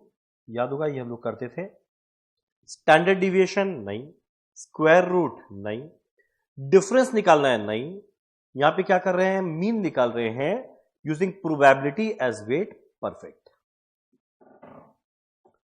SP limited sell Glucon T at a selling price दिया हुआ है, मेरा वेरिएबल कॉस्ट दिया है, तो सेलिंग प्राइस 100, वेरिएबल कॉस्ट 80, यानी कंट्रीब्यूशन पर यूनिट आएगा 20।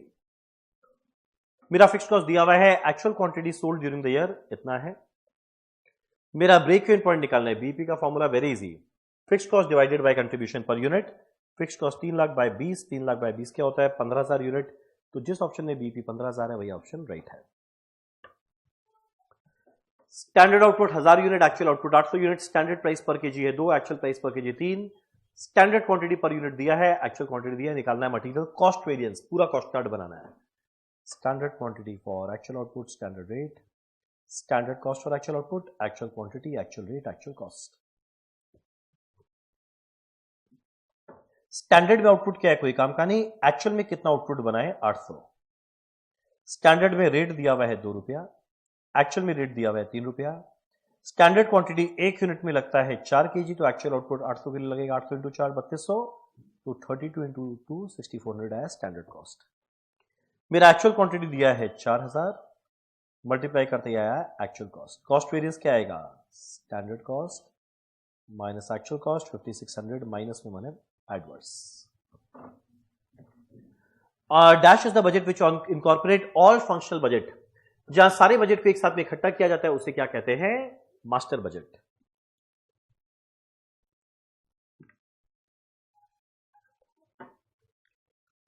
Mister Shivaji limited has capital employed of 4.5 lakh, operating income इतना है, मिनिमम एक्सपेक्टेड रेट रिटर्न इतना है, आरआई कैसे मिलता है, कितना ईबीआईटी ऑपरेटिंग इनकम है माइनस चाहत, तो ईबीआईटी कितना है 1 लाख रुपीस। मेरा चाहत क्या है 4.5 लाख का 14% कमाना है, 4.5 लाख का 14% निकाल कितना आएगा 63,000, तो 1 lakh minus 63 37,000। Mrs Datta rubber manufacture करता है 10,000 unit of biodegradable disposable container at a material cost of 6 रुपया पर यूनिट। 10,000 यूनिट बना रहा है, मटीरियल लग रहा है जो वेरिएबल नेचर का है 6 रुपया पर यूनिट। डायरेक्ट लेबर लग रहा है 15 रुपया पर यूनिट, जिसका अच्छा ये कुछ और ही करना है, ठीक है। डायरेक्ट लेबर है 15 रुपया पर यूनिट, जिसका 2/3 फिक्स्ड है, यानी 1/3 वेरिएबल है। फिक्स्ड कितना है 10 रुपया पर यूनिट। जैसे ही फिक्स्ड आएगा पर यूनिट मल्टीप्लाई कर देंगे यूनिट से, ये बना 1 लाख। मेरा फैक्ट्री रेट दिया है ₹20 पर यूनिट, जिसका 60% फिक्स्ड है, यानी बाकी 40% वेरिएबल, 8 रुपया पर यूनिट। फिक्स्ड कितना आएगा 20 का 60% मतलब 12, 10,000 इंटू 12 1,20,000। तो मेरा 2 फिक्स्ड कॉस्ट है, बाकी variable. The labour use for manufacturing biodegradable container can be use to manufacture another product, जिसको बेच के 40 रुपया मिलेगा। मेरा मटीरियल कॉस्ट 10 रुपया लग जाएगा, जेनरेट में 30 रुपया आएगा। और मेरे को निकालना है रेलेवेंट कॉस्ट ऑफ मैन्युफैक्चरिंग क्या है। इसको बनाने के लिए रेलेवेंट कॉस्ट क्या लगा, इसको बनाने के लिए रेलेवेंट कॉस्ट क्या लगा, देखो बनाने के लिए कॉस्ट लगा 1 6 5 11 8 6 5 नहीं वेट 6 8 14 रुपीज फिक्स कॉस्ट तो एनीवेज लगेगा। और कंट्रीब्यूशन लॉस कितना है 30 प्लस 14 आएगा 44। अब तुम बोलेगा डायरेक्ट लेबर क्यों नहीं लिए, क्योंकि डायरेक्ट लेबर तो ऐसा है ना, क्वेश्चन में क्या लिखा है, जो लेबर ये काम बना रहा है उसी सेम लेबर से ये काम करवाना पड़ेगा।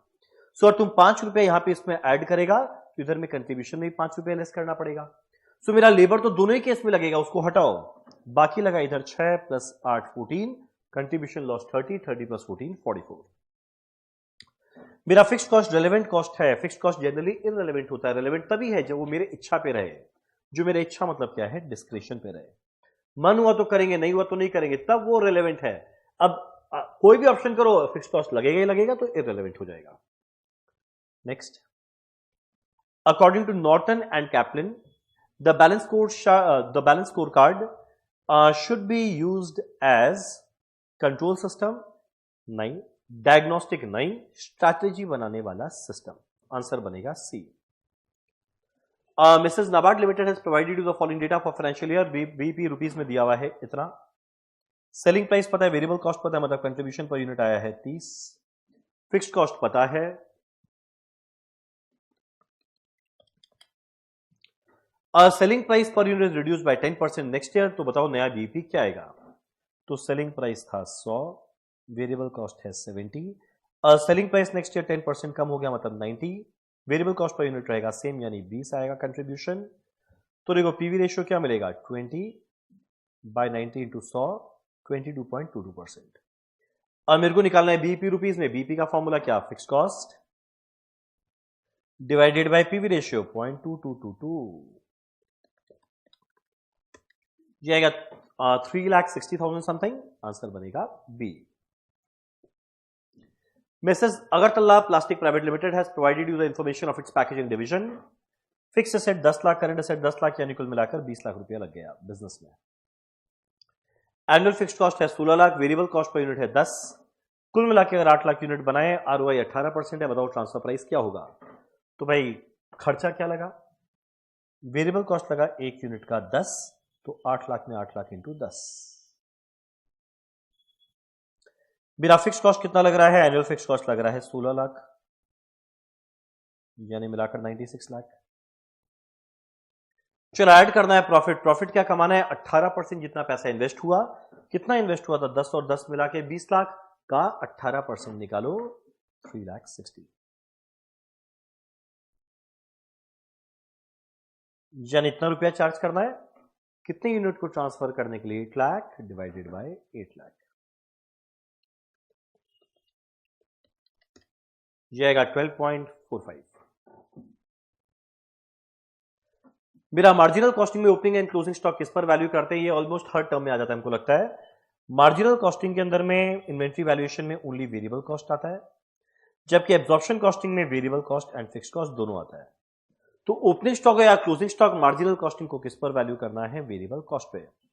Both opening and closing stock is valued at variable cost. Very easy. तो 30 नंबर का एमसीक्यू रिलेटिवली सिंपल था। अब चलिए अब आगे। जैसा कि हम लोग ऑलरेडी डिस्कस किए, पहला क्वेश्चन जो पहला चैप्टर मैनेजमेंट अकाउंटिंग उसके थ्योरी से आएगा, जरूर कर लेना। ये सेम क्वेश्चन किया हुआ है, हम श्योर एक्टिविटी बेस्ड कॉस्टिंग दिया हुआ है, कैलकुलेट करना है total cost and operating income using ABC. ABC का कोई भी क्वेश्चन है, मेरा पहला काम हमेशा क्या होता है, रेट पर ड्राइवर निकालना। 1 2 3 4 5 एक्टिविटी, डिस्क्रिप्शन क्या गया भाड़ में, कॉस्ट पूल पता है, कॉस्ट ड्राइवर पता है, डिवाइड करते ही रेट पर ड्राइवर।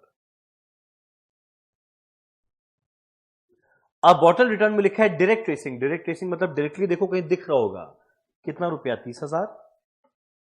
देखो बॉटल रिटर्न दिख रहा है 30,000, यानी मेरे को इस कॉस्ट को बांटना नहीं है, बाकी चारों को बांटते हैं। मेरा कॉस्ट पूल है 3,90,000 डिवाइड बाय 1560 परचेज ऑर्डर। एक बार जरा कैलकुलेट करना, 3 लाख डिवाइड बाय 1560 क्या होता है, यह आएगा 250 पर परचेज ऑर्डर। यह आएगा 6,30,000 डिवाइड बाय 3150, कितना आने वाला है, 200 पर डिलीवरी। यह आएगा 4,32,000 डिवाइड बाय 8640, कितना आने वाला है, 50 per hour of share stocking. 7,68,000 divide by 15,36,000, कितना आने वाला है, 0.5 पर आइटम सोल्ड। Very easy. दिया है पहला टेबल। अगला बनाना है कैलकुलेशन ऑफ टोटल ओवरहेड, जिसमें क्या आएगा, जो मेरा 3 प्रोडक्ट है, केक, पिज्जा, सॉफ्ट ड्रिंक। पहला लाइन बॉटल रिटर्न। अब 30,000 डायरेक्टली पता है किस में लगा, सॉफ्ट ड्रिंक में लगा, सीधा जाकर लिख देंगे सॉफ्ट ड्रिंक में। मेरा अगला है ऑर्डरिंग, जिसका रेट है 250 पर परचेज ऑर्डर, मल्टीप्लाई किससे करेंगे, नंबर ऑफ परचेज ऑर्डर। तो 250 को मल्टीप्लाई कर देंगे तीनों से, ये आएगा 90,000, 2,10,000, 90,000। मेरा अगला है डिलीवरी, रेट है 200 पर डिलीवरी। रेट है 200 पर डिलीवरी, मल्टीप्लाई किससे करेंगे, नंबर ऑफ डिलीवरी, जो देखो दिया हुआ है।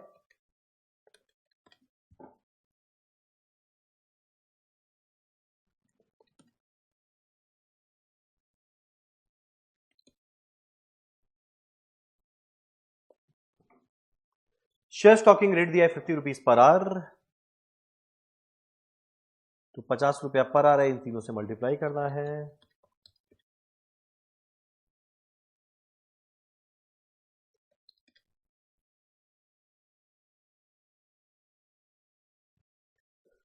लास्ट पे कस्टमर सपोर्ट 0.5 पर आइटम सोल्ड, तो मल्टीप्लाई करेंगे नंबर ऑफ आइटम सोल्ड।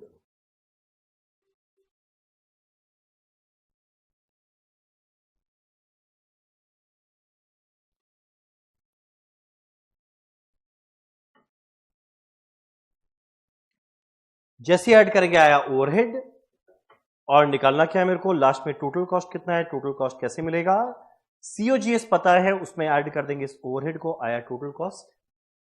और बाद में बोला है प्रॉफिट निकाल, तो टोटल कॉस्ट सेल से माइनस कर देना, क्या मिल जाएगा, प्रॉफिट। चलो, तो 30 नंबर का एमसीक्यू के डन, 14 मार्क ये डन। और देखो ये वाला क्वेश्चन के लिए हम हमेशा बोला है ट्राई करना है, जो क्वेश्चन नंबर ये वाला है 3, इसको एग्जाम में अटेम्प्ट ना करें, पागल हो जाएगा। क्वेश्चन 4 करते हैं। मेरा क्वेश्चन 4 का पार्ट ए में देखो क्या लिखा हुआ है। Mrs BLB industries provided with the following information for year ended 31 March 2023। Sale दिया हुआ है, material, wages, fixed and variable मिला के दिया हुआ है, प्रॉफिट दिया है, कितना यूनिट बेचे, 200। अगले साल वेज रेट 50% बढ़ेगा, चलो ठीक है। फिक्स्ड कॉस्ट 1000 रुपया कम होगा, अगले साल 300 यूनिट बेचना है, total fixed and variable overhead अगले साल 12,000 है। बोलते हैं कितना यूनिट बेचे नेक्स्ट ईयर, ताकि सेम प्रॉफिट कमा पाए। आराम से होगा, बस खाली पहले मेरे को यह निकालना पड़ेगा इस फिक्स्ड वेरिएबल में फिक्स्ड कितना है, वेरिएबल कितना है। अब कैसे मिलेगा, देखो एक काम करते हैं, फिक्स्ड कॉस्ट को मान लेते हैं x एंड वेरिएबल को मान लेते हैं y पर यूनिट। तो इस साल कितना लगा, फिक्स्ड कॉस्ट x, 1 यूनिट का y, तो 200 में 200 y, मिलाकर 10,000। अब अगले साल फिक्स्ड कॉस्ट 1000 रुपया कम होगा, तो x में 1000 रुपया कम हो जाएगा। पर वेरिएबल कॉस्ट के बारे में कुछ नहीं बोले, यानी 1 यूनिट का y लगेगा, तो अगले साल 300 यूनिट बेचेंगे, 300 y। और फिक्स्ड वेरिएबल में अगले साल मिला के है 12,000। अब जैसे ही इक्वेशन को सॉल्व करेंगे मुझे क्या मिल जाएगा, एक्स और वाई का वैल्यू कितना आएगा भाई, 30 रुपीज पर यूनिट, और एक्स कितना आने वाला है, 4000। डन। यानी मेरा इसके अंदर में फिक्स्ड कॉस्ट का वैल्यू था 4000 और वेरिएबल कॉस्ट कितना था, 6000। तो ये था एक इंपॉर्टेंट एडजस्टमेंट जो हम लोगों ने कर दिया। अब आगे सिंपल सा बात है, अगले साल कितना यूनिट बेचे, जब प्रॉफिट दिया है, सेल निकालना है, सेल दिया है, प्रॉफिट निकालना है। फॉर्मूला क्या होता है, fixed cost plus profit divided by contribution per unit. अब अगले साल फिक्स्ड कॉस्ट क्या लगेगा, इस साल 4000 था, अगले साल ये 1000 रुपया कम होगा तो 3000। बोलता है सेम प्रॉफिट कमाना है जितना पिछले साल कमाए, पिछला साल प्रॉफिट कमाए 4000, सेम कमाना है। Divided by contribution per unit कैसे मिलेगा, selling price per unit 40,000 by 200, 200 minus करेंगे वेरिएबल कॉस्ट पर यूनिट, पहला है रॉ मटेरियल 20,000 बाय 200, 100 रुपया। डायरेक्ट वेजेस 6000 बाय 200, 30 रुपया। और मेरा वेरिएबल ओवरहेड 6000 बाय 200, 30 रुपया। तो ये आई थिंक आएगा कंट्रीब्यूशन 40। जैसे ही कैलकुलेट करोगे ये आंसर कितना आ जाएगा, ओ नहीं, एक second, wage rate will increase by 50% था, तो मेरा वेजेस 30 नहीं 50% बढ़ के यानी 45 हो जाएगा।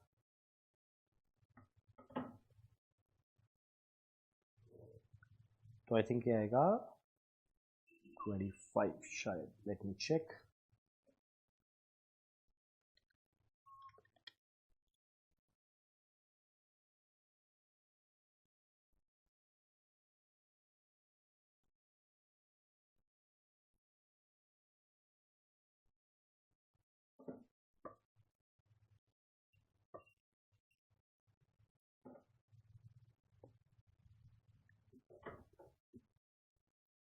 करेक्ट, एक सेकेंड, 6000 बाय 200 ये करेक्ट था, 6000 बाय 200 30 रुपीज था, पर ये 50% बढ़ा 45 करेक्ट है। रॉ मटेरियल 100 रुपया करेक्ट है।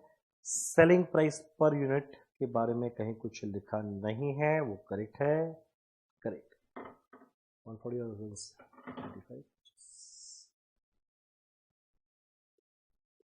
तो जो आंसर आएगा मेरा फाइनल। चलो डन।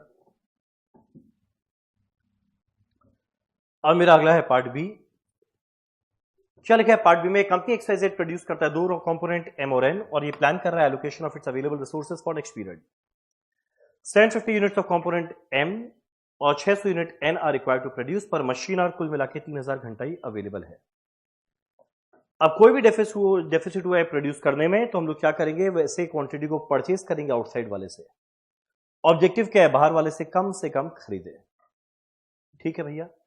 अब देखते हैं बनाने के लिए मेरा वेरिएबल कॉस्ट क्या क्या लगा। Direct material variable, labour variable, variable और ये तो फिक्स्ड है, इसको हटाओ। तो मेरा वेरिएबल कॉस्ट कितना है, जरा एक बार तीनों को ऐड करके देखें। 125 रुपया,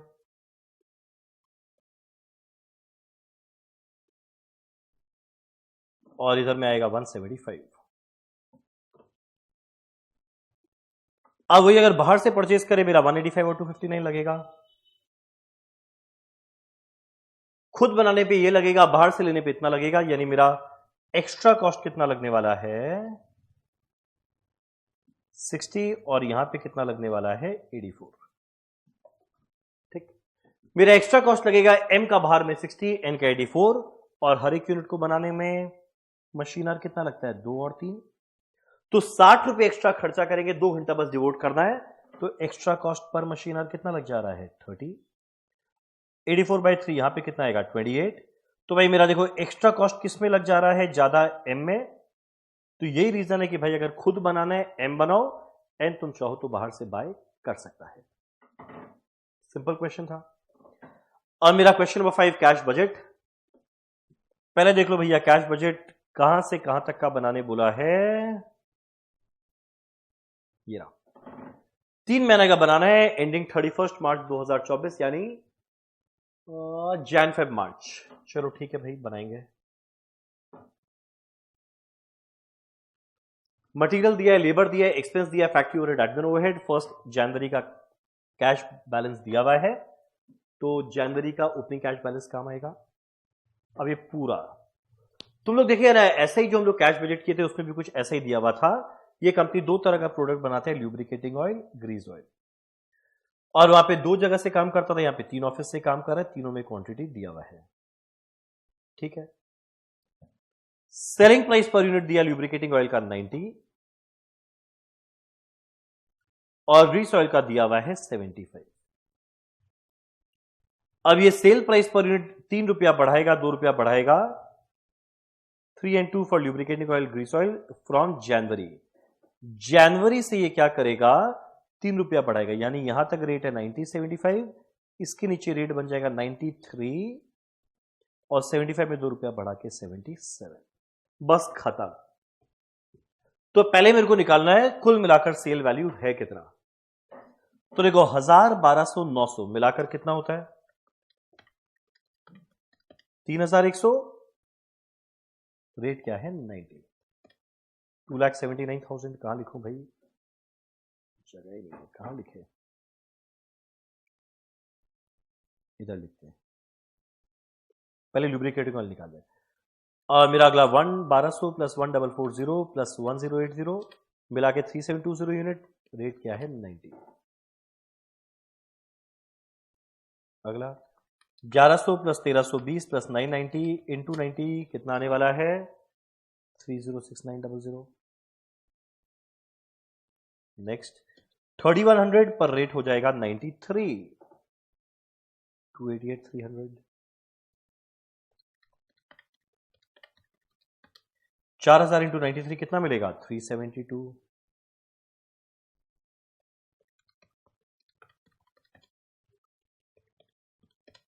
ये आएगा 418,500। तो देखो ये है ल्यूब्रिकेटिंग ऑयल का। अब अगला निकालना है ग्रीस ऑयल का। ये है 2650, रेट है 75।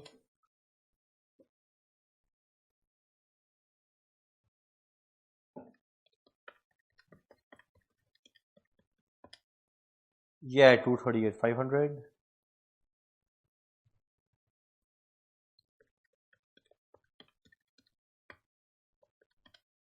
ये है 218,625। अब ये तीनों को ऐड करें कितना आएगा ये, आई थिंक 2650 पर रेट 2 रुपया बढ़ के 77 हो गया।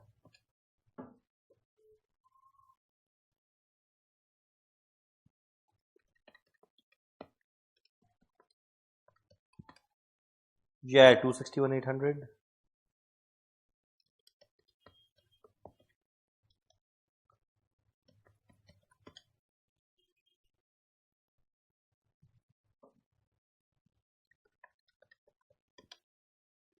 डन।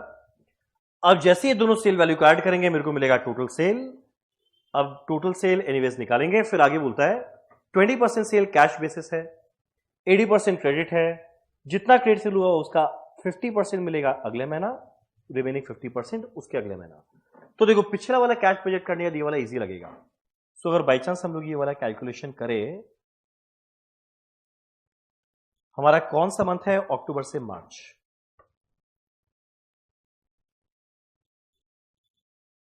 टोटल सेल 2,79,000 प्लस 198,750 आने वाला है 4,777,500। यहां पे 334,800 प्लस 238,500 मिलाकर आने वाला है 573,300। यहां 306,900 प्लस 218,625 मिलाकर आने वाला है 52,5,525। 288,300 प्लस 2040,50 मिलाकर आने वाला है 492,350। नेक्स्ट 3,72,000 प्लस 261,800 मिलाकर आने वाला है 633,800। 418,500 प्लस 284,900 मिलाकर आने वाला है 703,400। यह है टोटल सेल। 20% कैश सेल्स है, कैश सेल्स 20% निकालो भैया, और बाकी क्रेडिट सेल्स आ जाएगा 80%।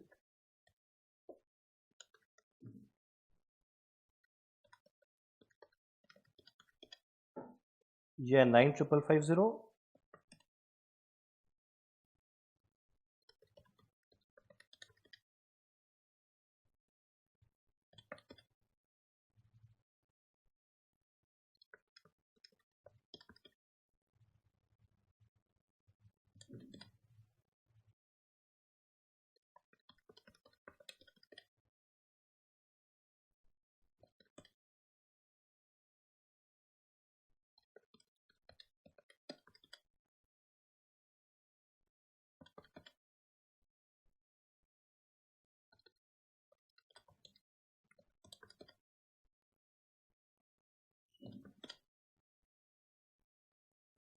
चलो डन। और मेरा जैन से मार्च के कैश बजट के अंदर में ये तीन जो अमाउंट आया कैश से वो तो चला गया। अब क्रेडिट सेल के बारे में क्या बोला, जितना क्रेडिट सेल हुआ उसका आधा 1 महीना बाद मिलेगा, बाकी आधा 2 महीना बाद। यानी इसका आधा इधर बाकी आधा इधर, 50% इधर बाकी इधर, सॉरी वो करते हुए चलते हैं। कलेक्शन कितना आएगा,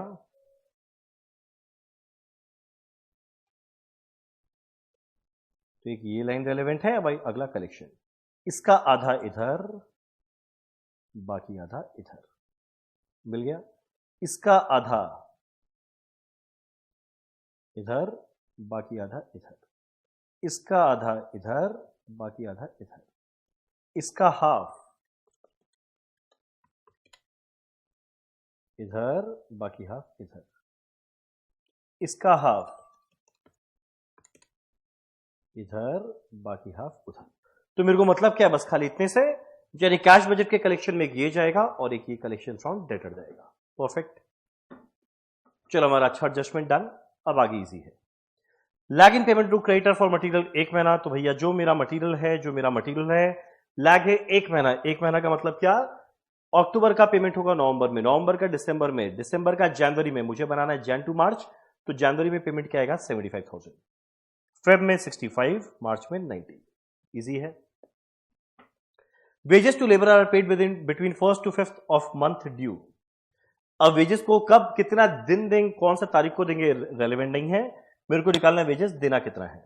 देखो अब ऑब्वियस अक्टूबर जब लेबर को पेमेंट करना है तो सेम मंथ में नहीं, नेक्स्ट मंथ में होता है। तो अक्टूबर का पेमेंट नवंबर, नवंबर का दिसंबर, दिसंबर का जनवरी, तो जनवरी में 35,000 पेमेंट, फेब में 30,000, मार्च में 45,000।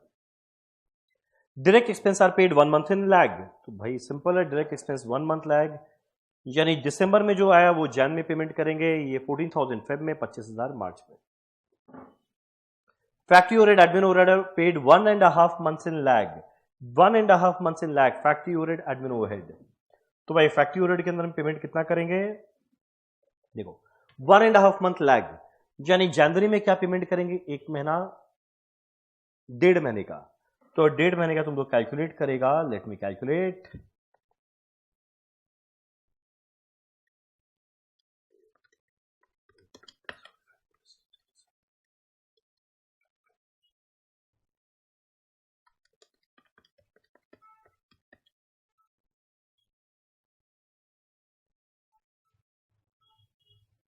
इनफैक्ट कैलकुलेट करने का ही नहीं, 1.5 महीना बात है।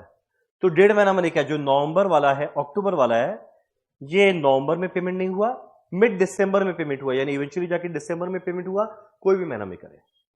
सिमिलरली नवंबर का पेमेंट 1.5 महीना बाद करना है, यानी 1 महीना इधर गया और इसका मिड में हुआ, यानी पेमेंट किए 35,000 जनवरी में, ये पेमेंट आएगा फेब में 42,000, ये आएगा मार्च में 37,500। चलो डन। अब लास्ट में लिखा है Mr R Rajendran, principal director of company will get superannuation from company on 31st March 2024 after servicing the company for 24 year. His superannuation benefit comprise of 7 lakh gratuity और 1 लाख रुपया, ये 7 लाख और 1 लाख मिलाकर क्या होता है 8 लाख। जनरली इसका पेमेंट कब करते हैं, on last day of service, तो 31 मार्च यानी मार्च में एक और पेमेंट आ गया 8 लाख। ज्ञान बांटा हुआ है। 1st April को company purchase a vehicle for its director at a cost of ₹14 lakh by taking 2-year loan from bank. EMI is auto debited by bank at 75,000 per month, हर महीना 75,000 डेबिट होता है। तो जैन फेब मार्च तीनों में 75,000 payment में दिखाएंगे और ये क्वेश्चन खत्म। सो ये क्वेश्चन रिलेटिवली सिंपल था। चलो डन। अब अगला है हमारा क्वेश्चन नंबर 6 का पार्ट है, स्टैंडर्ड कॉस्टिंग का है। फिक्स्ड ओवरहेड दिया हुआ है, unit produced, R per day, number of days, मुझे बहुत सारा कॉस्ट कैलकुलेट करना है। चलो कर लेंगे। फिक्स्ड ओवरहेड दिया, यूनिट प्रोड्यूस दिया। अब आर देखिए कितना है पर यूनिट, एक तो 1000 में 1000 इंटू 1, पर यूनिट 1.1 तो 1200 में 1200 इंटू 1.1 1320, यानी 4 नंबर चाहिए। पहला मेरे को कैलकुलेट करना है standard cost for actual output. Standard में कॉस्ट 30,000, कितने आउटपुट के लिए 1000, तो एक्चुअल आउटपुट 1200 है, उसके लिए कितना आने वाला है 36,000। पहला कॉस्ट वेरिएंस का formula standard cost for actual output minus actual cost, जाएगा 1000 फेवरेबल। अब अगला इसका होता है दो हिस्सा, वॉल्यूम और एक्सपेंडिचर। मेरा volume variance formula standard cost for actual output minus standard cost, ये आएगा 6000 favourable. Expenditure variance standard cost minus actual cost, 30,000 minus 35,000, 5,000 adverse. एकदम सिंपल। अब ये जो मेरे को निकालना है एफिशिएंसी, कैपेसिटी, आइडल टाइम, इसके लिए मुझे बनाना पड़ेगा cost card. Standard are for actual output, standard rate, standard cost for actual output, actual are, actual rate, actual cost.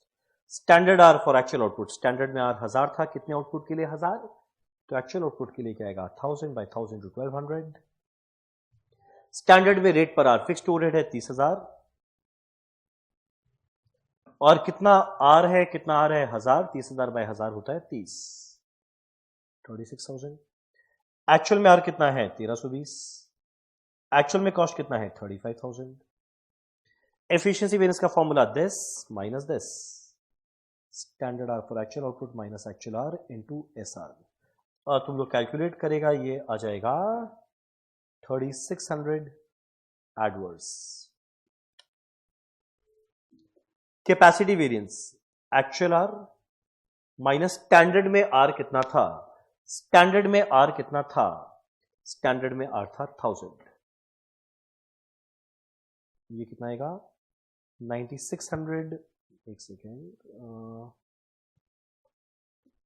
Standard में आर, करेक्ट,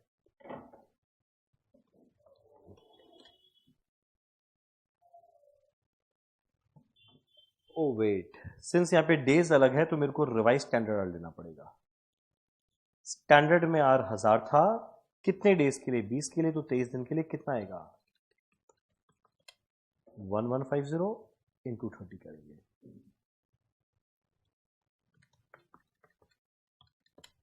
5100 फेवरेबल। और मेरा आइडल टाइम या कैलेंडर वेरिएंस कैसे आने वाला है, revise standard are minus standard hours into S R, 4500 favourable. So ये question relatively simple था, अगर तुम लोग standard costing overhead fixed overhead variance पढ़ा हुआ है। बजट का सेम क्वेश्चन किया हुआ है, एक और easy question. Excel chemical limited manufacture करता है दो product AB plus CD plus by mixing raw material इस प्रोपोर्शन में। मेरा फिनिश वेट आर इक्वल, ठीक है, या 4 स्टेप में काम होता है। तो पहला स्टेप होता है सेल का। During the month of June it is expected that 60 tons of AB plus and 200 tons of CD plus will be sold. So AB plus CD plus का सेल दिया हुआ है 60 and 80। सेल से production कैसे जाएंगे, equation को याद करना, opening FG plus production minus closing FG is equal to sale. तो प्रोडक्शन कैसे आएगा, sale plus closing minus opening, sale plus closing minus opening. अब देखो तो क्लोजिंग और ओपनिंग AB और CD का कितना है, AB पॉजिटिव, 1 जून 30 जून ये है क्लोजिंग स्टॉक 5 और 60, ओपनिंग स्टॉक 10 और 50, यानी प्रोडक्शन आएगा 55 एंड 90।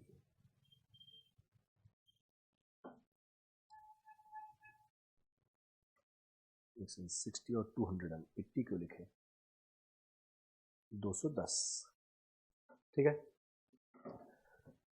अब आगे होता है जो भी मेरा AB पॉजिटिव और CD पॉजिटिव लगा है, AB पॉजिटिव में दो मटेरियल लगते हैं A और B, 80 और 20%। तो A और B का रॉ मटेरियल कंज्यूम कितना आएगा, प्रोडक्शन करने के लिए रॉ मटेरियल यूज करना है 55 का 80% 44, 55 का 20% 11। यहां 210 का आधा आधा 105, 105, यानी A कितना आने वाला है कुल मिलाकर 149, ये कितना आने वाला है 116। तो मेरा रॉ मटेरियल कंज्यूम्ड आ गया ए और बी का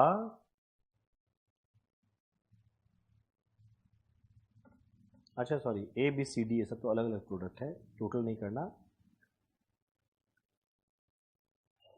सी के 105 डी के 105। तो देखो मेरा रॉ मटेरियल कंज्यूम्ड आ गया है ए बी सी डी का 44 11 105 105।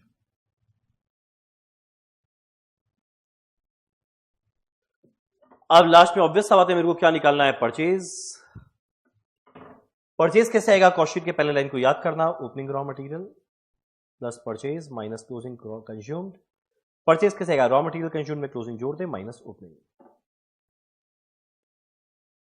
एबीसीडी का क्लोजिंग, एबीसीडी का क्लोजिंग 20 40 300 200, ओपनिंग 15 10 200 250।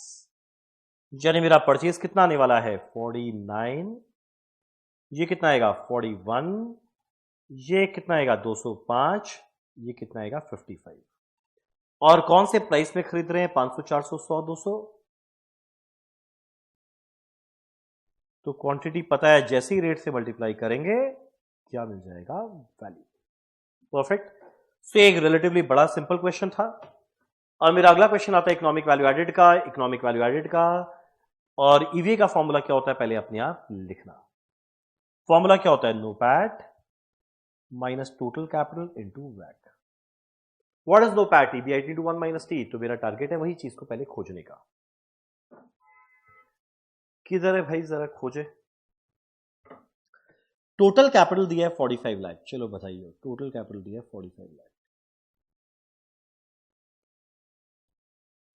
डेट और इक्विटी का रेशियो 1:4, तो 45 लाख को बांटेंगे 1:4 में, तो 45 लाख बाय 5 9 लाख और 36 लाख। डिबेंचर आया 9 लाख, डिबेंचर आया 9 लाख, इक्विटी आया 36 लाख।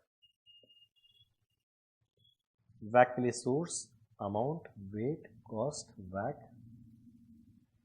डिबेंचर है 9 लाख, इक्विटी है 36 लाख। चलो ठीक है, वेट आ गया। मेरा इंटरेस्ट रेट ऑन डिबेंचर है 12%। डिबेंचर है 9 लाख का, 9 लाख का 12%, 1,08,000 है इंटरेस्ट का अमाउंट। पहले केडी निकाल ले, this into 1 minus tax rate. तो कॉस्ट ऑफ डिबेंचर क्या आएगा 12 इंटू 1 माइनस टैक्स रेट कितना है 31.2%, ये आएगा 8.256%।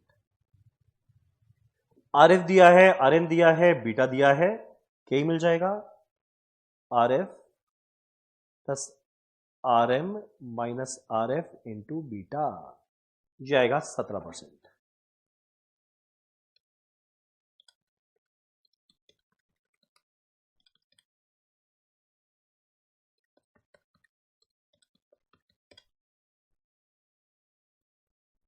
आई थिंक ये आना चाहिए 15.25%। एक जरा देखो 15.25 आया ना। अब नोपैट निकालना, एबीआईटी टू 1 माइनस टी। नोपैट कैसे आएगा, EBIT minus interest EBT. Interest का वैल्यू पता है, पैसे पता है कैसे, डिवेंचर 9 लाख का है, इंटरेस्ट रेट 12% है, 9 लाख का 12% होता है 1,08,000। 1,08,000। मेरा डीएफएल दिया हुआ है 1.1। डीएफएल क्या होता है, ईबीआईटी बाई ईबीटी। ईबीआईटी को एक्स माने तो ईबीटी क्या आएगा एक्स माइनस 1,08,000, तो EBIT by EBT is equal to 1.1। अब जैसे ही सॉल्व करेंगे इसको,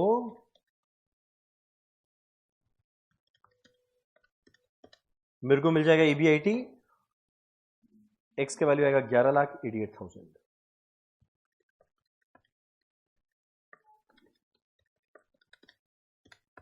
करेक्ट। ये है EBIT into 1 minus tax rate.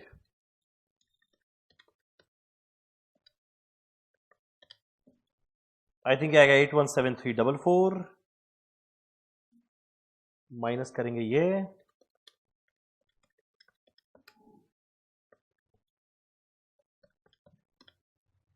Answer आएगा 131094। सो ये भी एक रिलेटिवली नॉर्मल क्वेश्चन था जो होने लायक है। चलो हमारा क्वेश्चन नंबर 8 फटाफट देखें, सॉरी अगला भी।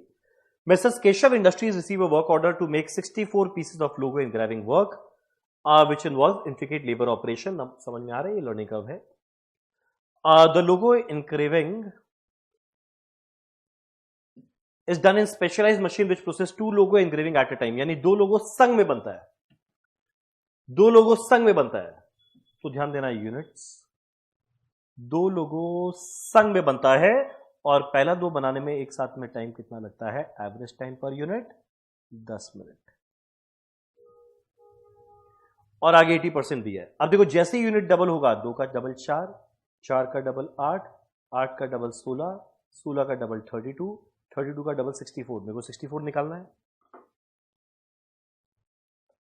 तो मेरा एवरेज टाइम पर यूनिट भी 80% कम होता रहेगा। 10 का 80% 8, 8 का 80% 6.4, 6.4 का 80% 5.12, 5.12 का 80% 4.096, उसका 80% 3.2768।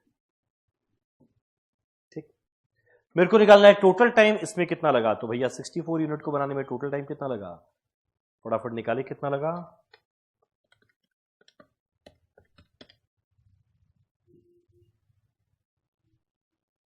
तुम लोग जैसे मल्टीप्लाई करके देखेगा ये आएगा, पर ध्यान देना यहां पे हुआ क्या, दोनों को मिलाकर इतना लगा। तो ये एवरेज टाइम 1 यूनिट का नहीं, 2-2 यूनिट का मिलाकर है। पहला जो 10 मिनट था वो 1 यूनिट का नहीं, 2-2 यूनिट का मिलाकर था। तो ये जो मल्टीप्लाई करके आएगा 209.715, तो ये भी 1 यूनिट का नहीं, 2-2 यूनिट का है, तो डिवाइडेड बाय 2 करना पड़ेगा। तो जैसे डिवाइड बाय 2 करेंगे आएगा 104.867, सॉरी मिनट। और रिपीट ऑर्डर आया वापस से 100% ऑफ ओरिजिनल क्वांटिटी, यानी 64 का रिपीट ऑर्डर आया यानी 128, तो वापस अब इसका 80% कर देंगे, ये आएगा 2.62144 इंटू 128, कितना आएगा 335, डिवाइडेड बाय 2 करना 167। तो पहले 104 घंटा लगाया 167, तो एक्स्ट्रा कितना लगा, अराउंड 63-64 आवर। यानी मेन इस बात को समझना था, ये जो 10 मिनट लगा वो 1 यूनिट का नहीं, 2 यूनिट का मिलाकर लगा। करेक्ट। मेरा अब अगला क्वेश्चन है प्रोबेबिलिस्टिक बजट का। देखना exact same question same number के साथ हमारे बुक में भी था, मैराथन में भी था, तो तुम आराम से उसको देख के रेफर कर सकते हैं। इसमें हम वापस से बता देते हैं कैसे करना है। देखो अलग अलग यूनिट दिया हुआ है, सेलिंग प्राइस में कोई झमेला नहीं है, वर्क्स ओवरहेड में अलग अलग वर्क्स ओवरहेड दिया हुआ है, तो यूनिट अलग अलग है, वर्क्स ओवरहेड अलग अलग है, बाकी सब सेम है। मेरे को बनाना क्या है प्रोबेबिलिस्टिक बजट, तो इसमें कितना सिनेरियो बनेगा बताए, 1,80,000, 2 लाख, 2,40,000, इतना इतना यूनिट्स है।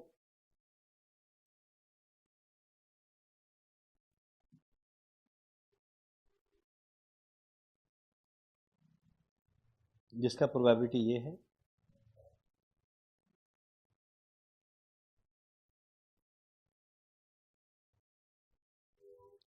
और मेरा वर्क्स ओवरहेड भी 3 तरीका का है। तो 3 तरह का वर्क्स ओवरहेड है, एक 5.5 का रेट, एक 4, एक 3.5, 5.5, 4, 3.5, 5.5, 4, 3.5। निकालना क्या है, sale value. Selling price per unit देखो दिया है 10, तो ये हर जगह 1,80,000 इंटू 10, 2 लाख इंटू 10, 2,40,000 इंटू 10, तीनों में पहला हो गया। अब अगला माइनस करना है वेरिएबल कॉस्ट। मेरा वेरिएबल कॉस्ट कितना है, वर्क्स ओवरहेड देखो बदला है, तो 5.5 इंटू 180, 4 इंटू 180, 3.5 इंटू 180, यहां पे 5.5 into 2 lakh, 4 into 2 lakh, 3.5 into 2 lakh, 5.5 into 240, 4 into 240, 3.5 into 240।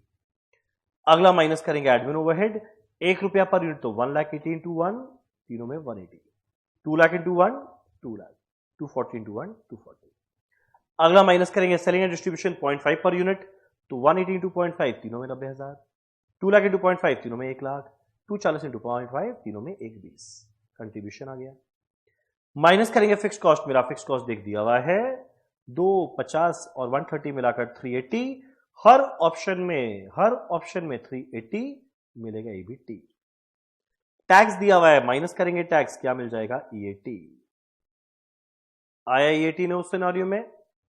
अब मेरा हर एक के अंदर में प्रोबेबिलिटी क्या है? देखो 180 होने का प्रोबेबिलिटी था 0.3, अब इसमें 5.5 हो, इसका प्रोबेबिलिटी 0.2, तो 0.3 इंटू 0.2 कितना आएगा? 0.06। 0.3 4 का प्रोबेबिलिटी है 0.6, तो 0.3 इंटू 0.6 कितना आएगा? 0.18। इधर में 0.3, इधर में 0.2, 0.06। इस तरीका से सारा प्रोबेबिलिटी को EAT से मल्टीप्लाई करेंगे, जोड़ देंगे, एक्सपेक्टेड वैल्यू मिल जाएगा। और मेरा आखिरी थ्योरी क्या चीज का है?